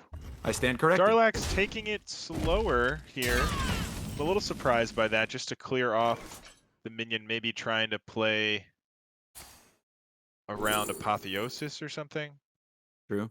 The possibility of an errant fortitude coming out or something like that to try to against priest. You know, you mentioned apotheosis as well. Power word feast. You know, there's a couple of possible buffs out there where it can definitely be a high priority to remove priest minion. Yeah, I think we've only discovered a 1 cost so far, right? So Mhm. it would have. I don't think any of those would have been possible. Apotheosis is in the deck usually, so that one um, maybe was what we were thinking about for Starlax with the reasoning there of just the hero power. But right now, just gonna take it easy. Has the Mancrick this turn, or actually Mancrick Cult Neophyte, or try to wait for field contact. There's now with the field contact picked up, maybe there's a reason to hold on to some stuff. No, let's just play it out. We gotta smart.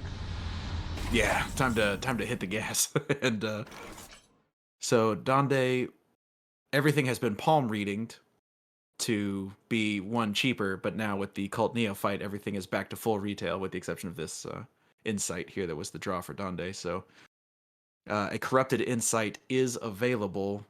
Just need to bridge the turns to get to drop things like this skeletal dragon.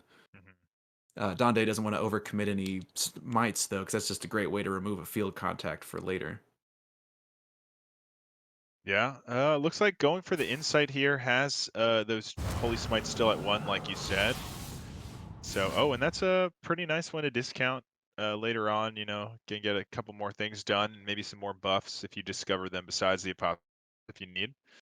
Yeah, and we saw last game how none of them seem super high impact because it's a bunch of 1-2s and 2-1s and 3-2s and stuff, but a big old Bordus, just guys, can come on down, and Samuro is really good at clearing those up, and like you mentioned, healing off of an apotheosis buff. Ogremancer is going to jam up the spell generation for again. Donde once again. Yeah, this Ogremancer's doing work. I wonder if it's a 1 or 2 of in this list, but so far it's been doing a ton of work into both of these decks so far from Donde. For Donde now, might just have to wait and go for a Light Shower Elemental next turn. I don't know. This is kind of super awkward. You want to play palm reading to generate stuff that maybe can answer, but you also don't want to give those 2/2s. The priestiest turn that a priest can priest.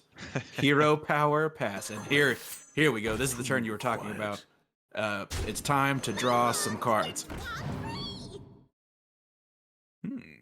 Yeah, and now this is where the question comes in for this Og Merchant, right? Because now you've got Og Merchant and a Shadow Step. So yeah, gonna actually just rip it, trying to be more aggressive. There was an argument to keep that for the Og Merchant later, but this does let you draw 1 more, and you have still 10 Wu for that combo if you do need to OTK later. But right now you're just smarking, so no need to take things too slow, is Starlax's reasoning, I'm assuming. But there's that Sinister Strike, so yeah, it looks like it is going to be that OTK list. So this turn, I assume Donde is going to reach for either this Light Shower Elemental or the Skeletal Dragon. The Ogremancer problem has not changed, and so until Donde is actually able to remove the Ogremancer, I think here's the thing I'm getting jammed up on though is field contact is a high priority must remove target But is it worth losing playing out either your Skeletal Drake? No, no. It's You can still Skeletal get it with the Holy Smite, right? It's a free Holy Smite. I think I would have killed the field contact there. I'd rather a 2/2 than that 3/2 on the board, to be honest. hmm But Donde saying I don't really want to generate anything for my opponent.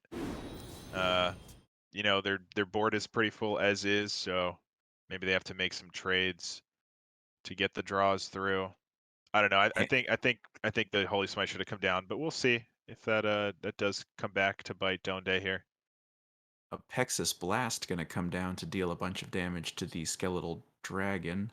Think. Paralytic Poison picked up is going to allow Starlax to also leverage a future dagger to try to keep some boards under control. And this Ogremancer and this field contact both remain. You mentioned the decision to hold the 0-mana Holy Smite. I mean, this situation has not gotten better.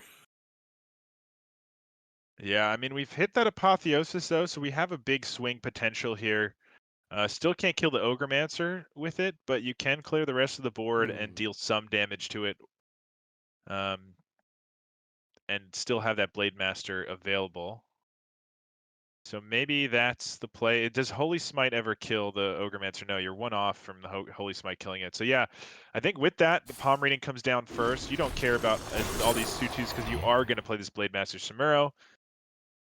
Psych Split, not really playable. Flash Heal, at least not this turn.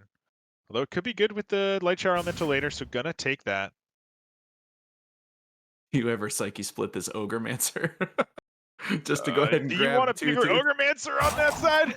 No, but would you like a big Ogremancer on your side? It's too late now. I think we're too far behind on the board to try to to try to go for it. But so it's actually going to be a Holy Smite Apotheosis combo play to go ahead and try to put some damage. Doesn't clear, but does get rid of most of the board, put that down to 1, which is a lot easier to deal with. And so much healing. That's going to heal Donde for about 500 points.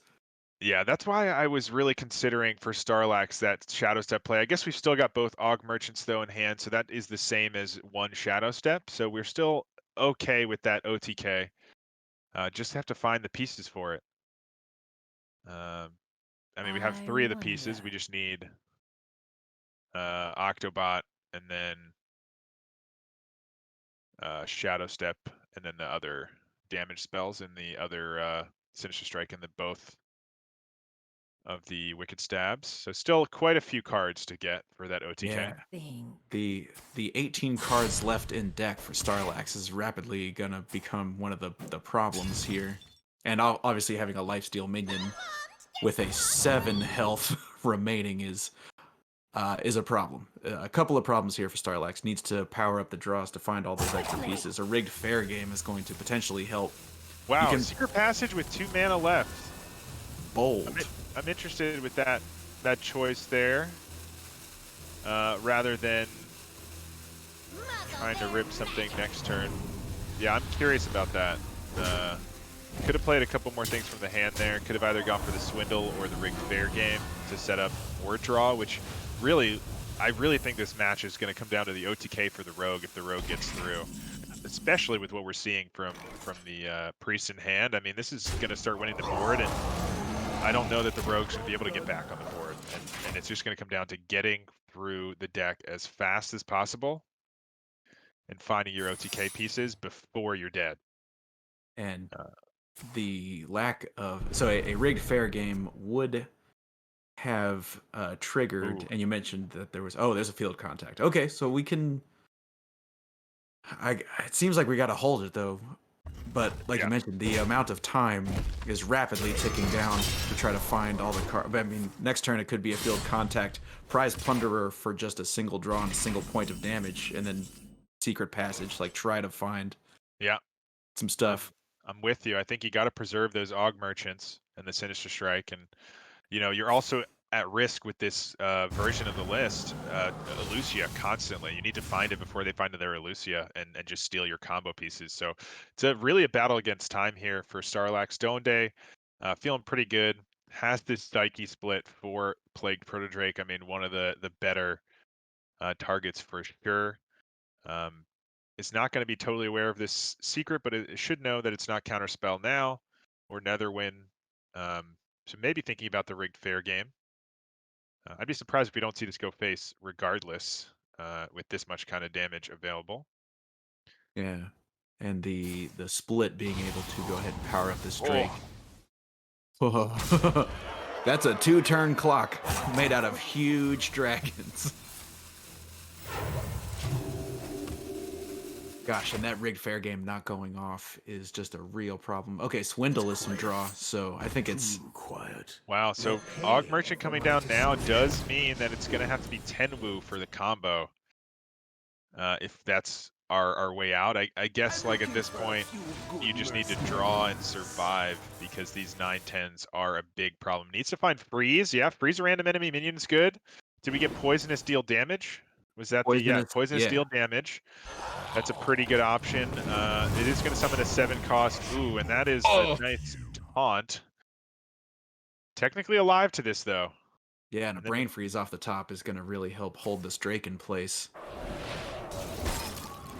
Another draw. There's a shadow step.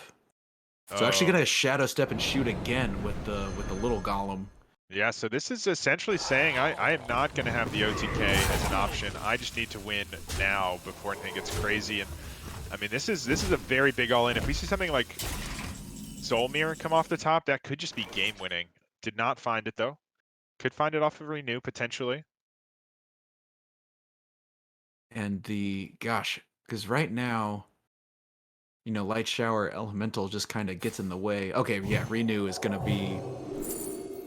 Palm reading can still find a playable Soul Mirror.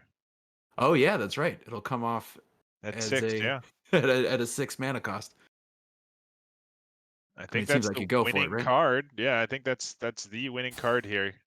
You find it. Ooh. I mean, Devouring Plague does deal with some of this board. Yeah, can you use the Plague in conjunction with... Actually, this board goes completely underneath death. Yeah. Yeah. Yeah. Scorpid. I guess it's going to be the Light Shower Mental, maybe? I mean, you know it's going to tank the Lesser Golem, but heals your Proto Drake and your face. Yeah, I'm trying to think of a spell that comes off Scorpid that maybe does something. Oh, killed the Poisonous. That's a pretty good result. Oh, nice. And so now we have this discounted Light Shower Elemental to get in the way. Heal Drake Pass. Sure. There's that rigged fair game. Gonna be at 10 cards now, so we're gonna mill one, and it's that Man Crick. Man Crick. Wait, how did we mill that? I'm a little confused now. That looked like it was in the wrong order. Like we milled the Man Crick and then drew. Oh, wait, I'm so confused.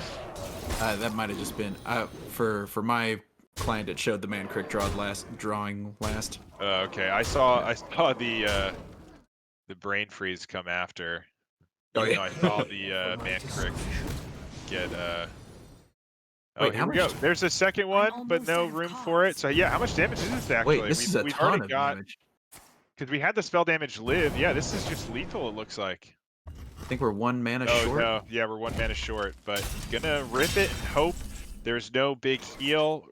I mean, Light Shower Elemental in combination with Hysteria could heal for 8. If it does somehow die, there's a chance. Oh, you can death your own Light Shower for healing. Yeah. Do you ever have to do that?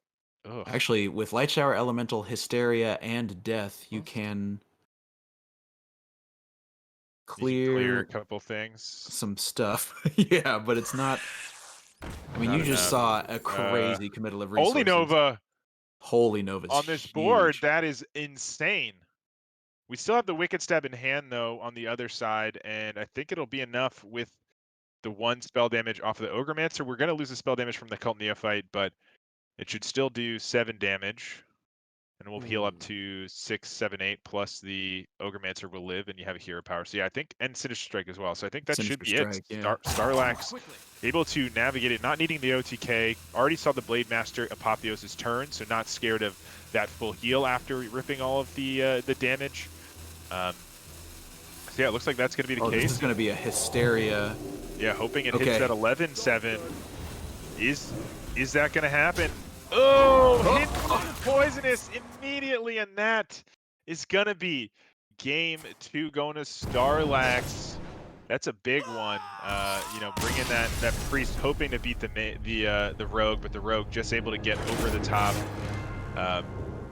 Navigating that quite well there, Starlax. I was focused all in on the OTK, but you know, you can get enough damage. Your minions were able to survive. They didn't find their board clears, their ways to get through that you know, low health board.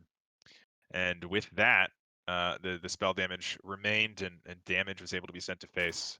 Tons and tons of damage. So that is gonna be that rogue on the road for a sweep. Gonna have to just take down this mage left from Donde. Yeah, and gosh, even that Holy Nova wouldn't have, because it would have, because there's, even with no spell damage, there was 9 damage worth of spells just between that Wicked Stab and Sinister Strike. Yep. And then the Ogremancer survives. Wow, just really, just a checkmate kind of situation. And able to draw the entire deck. We actually saw the last draw was the very last card for that rogue. And yeah, Mage is going to have to reverse sweep, but if there is a list, and I haven't exactly seen or felt exactly how these shift from 4 mana to 5 mana, we saw Fonts of Power and Apexis Blasts in Donde's hand, so this is a spells-only mage. The move to 5 mana for Refreshing Spring Water, how much has that affected the mage's ability? Because we've seen mages win against every class, right? Like mage can potentially 3-0 a lineup, but it is one of the decks that got changed.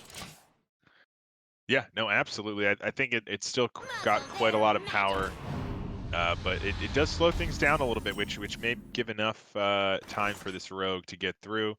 It's a pretty big cult neophyte stopping that cram session lab partner turn.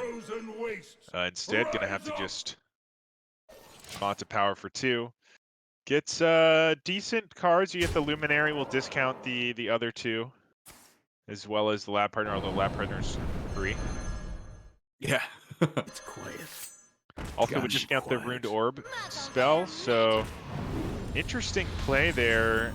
Ruined Orb will be able to clear off his field contact. I'm a little interested about that choice.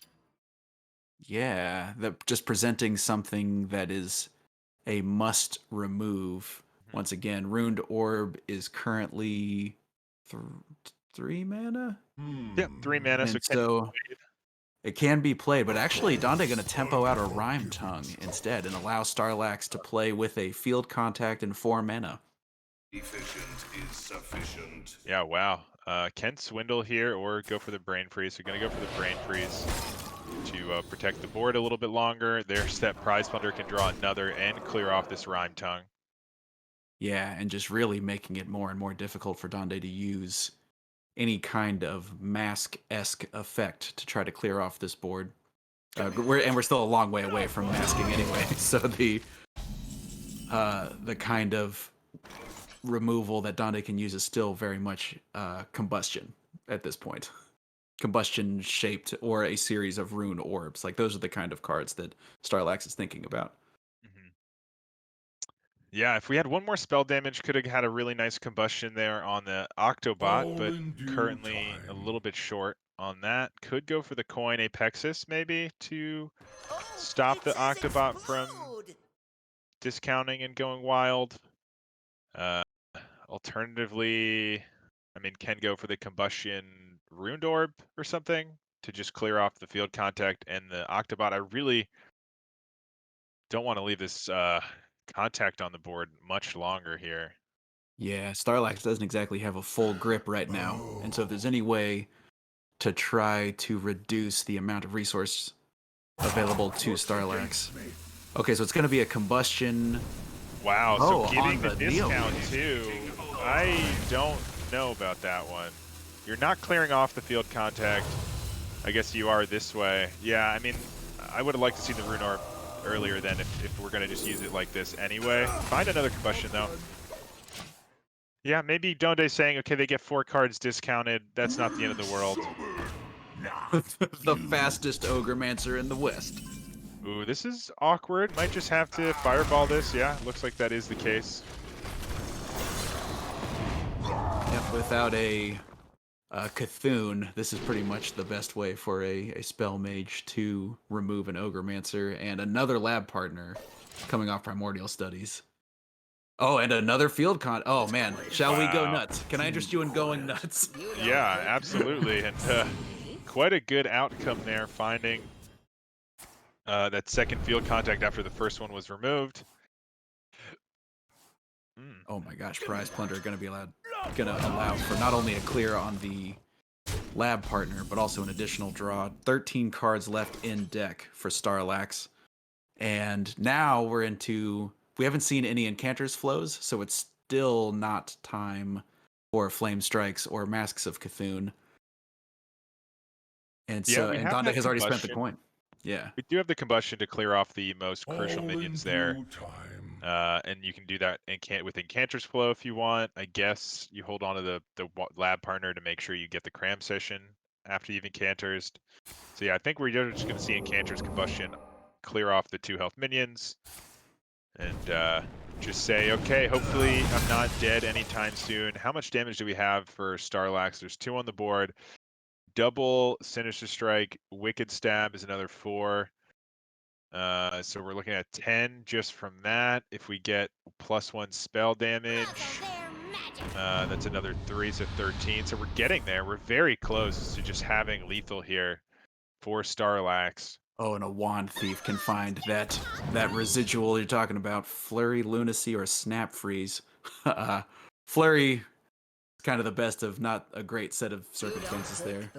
Yeah, Wand Thief will find another Sinister Strike always, right? Well, There it yeah, goes. every time. So I think we have enough damage just set up. We have the Sinister.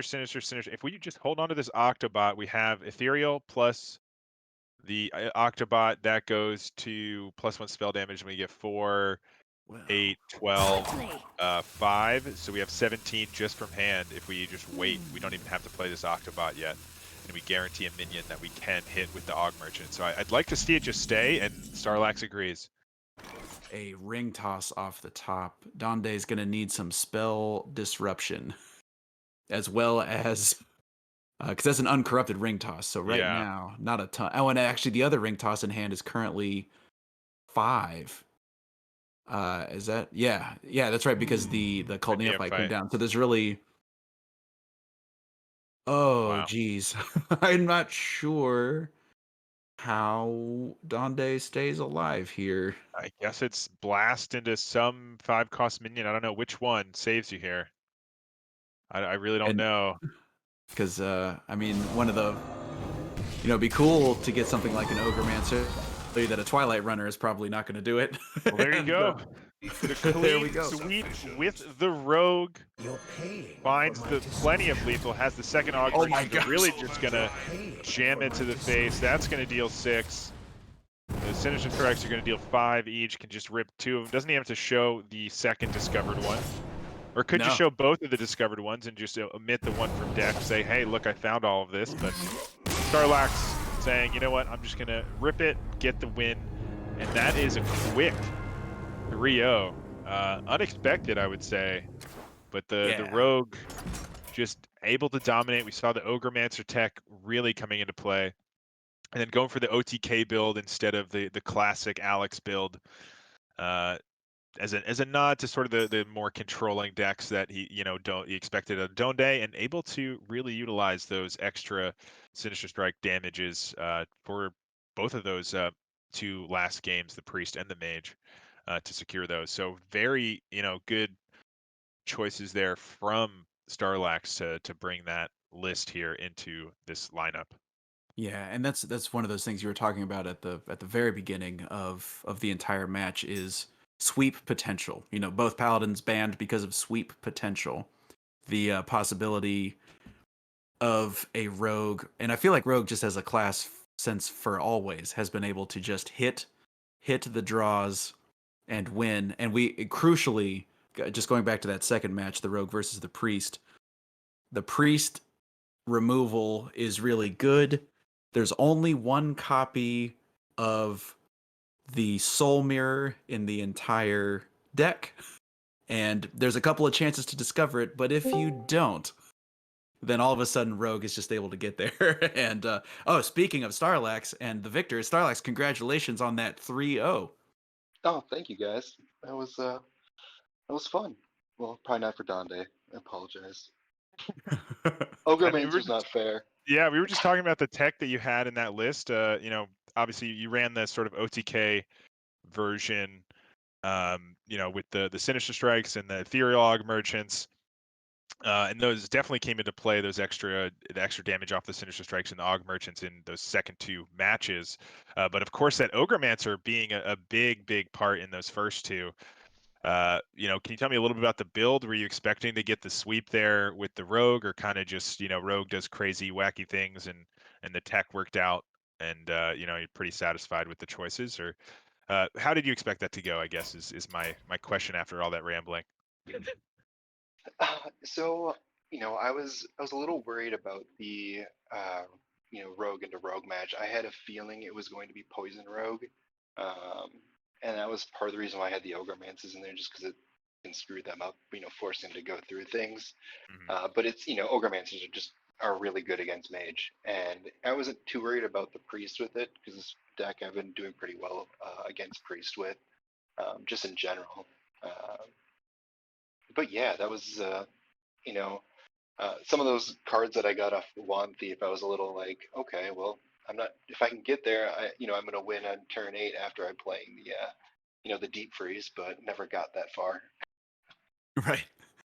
And actually, speaking of the Rogue into the Priest, there came a point, maybe about halfway into the game, where after a couple of Shadow Steps got committed in particular, that it was pretty clear that, okay, Starlax is not on an OTK plan anymore. This is a beatdown to the beatdown. What got you to make that turn and decide no OTK this game? My thought process kind of on that was more just like I'm gonna put the pressure on, make him play even more defensive, and then just kind of go from there. Um, I knew I had the Warlock up on deck to counter this pretty easily. It's that almost feels like I Freeze Mage versus Control Warrior. Right. It's so I was gonna I'm just gonna play aggressive on this and just keep trying to chip away as much as I can and see what I can do for save some of that damage for the end and see what kind of burst I can get. I miscounted my minions there. I'm like, wait, did I actually play that? I was gonna kill one of them off into the frozen guy just to Mhm. keep the spot open for Mankirk's wife, but it ended up not really mattering. But yeah, that little bit of a miracle at the end for Rogue is just that's Rogue does Rogue things. Yeah, absolutely. And I think I also, when we were watching, I mentioned that we'd already seen the Samuro Apotheosis turn. So, you were able to freely rip all that damage without getting an OTK in that matchup, and not be scared of a giant heal like that. That really just would negate all of that damage. So well navigated and well played, obviously, securing the triple win with the Rogue.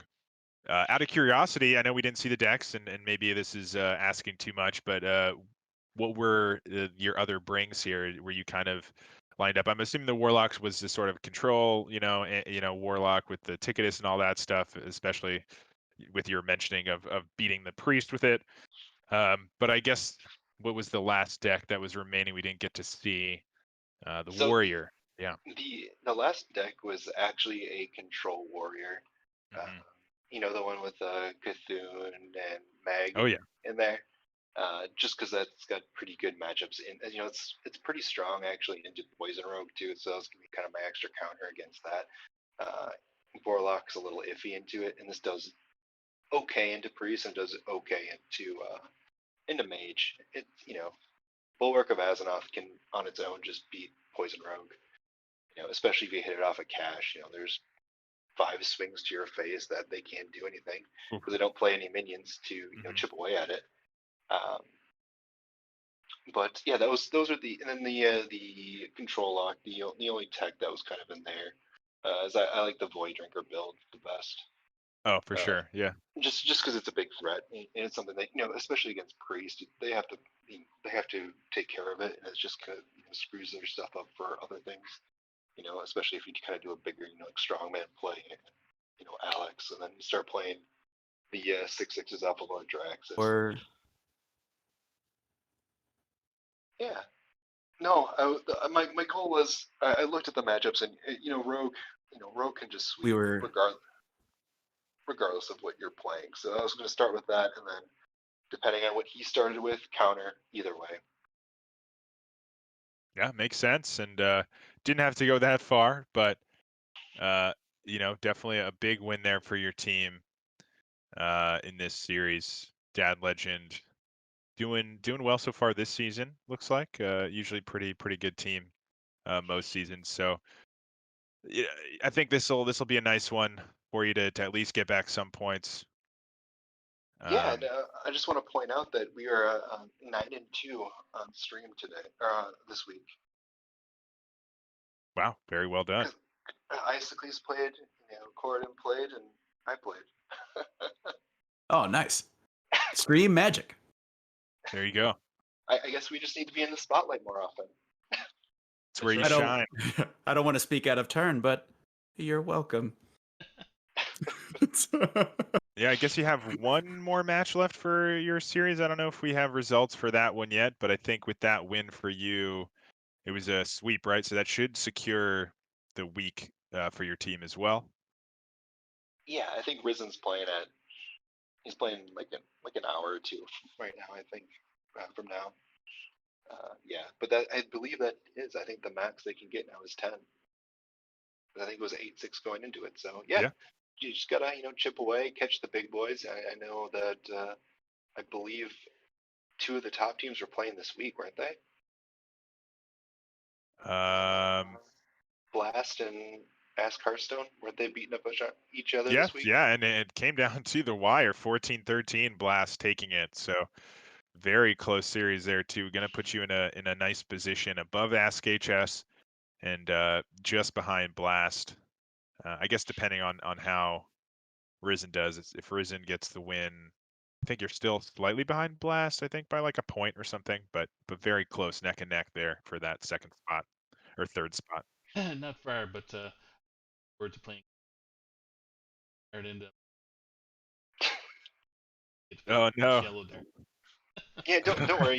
Yellow Dart's he's preoccupied with his Yeah, he's got his twin little girls. babies. Yeah. Hard to play Hearthstone when you got it. Yeah, and he was asking these IT questions, and we're just like, come on, are you becoming a boomer now, buddy? Just turn it off. Oh yeah, I saw on Twitter. I think was having trouble with the iOS app or something the other day.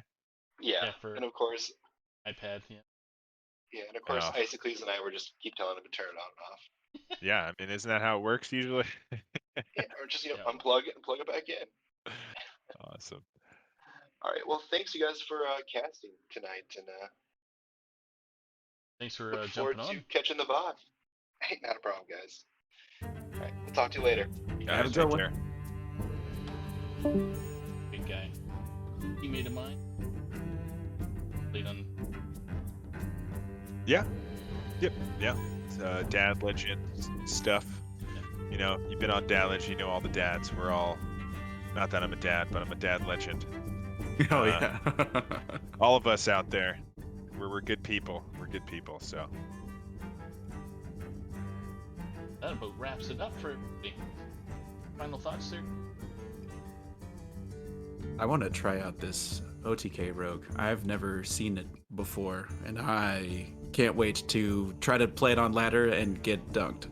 I think it's definitely better in formats like this where Yes. you're playing against like the control decks. But you know what? On ladder right now, it's a lot of control too. So if you're hitting the control, it's nice to have that. Definitely jam in it and have some fun. Try out it. Ended up. DM.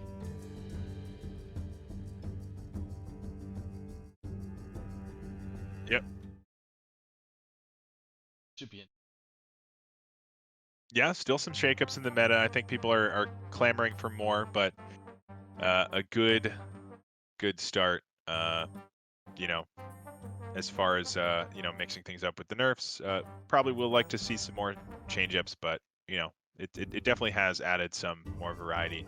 So glad for that. half of my dollar bill. Charge.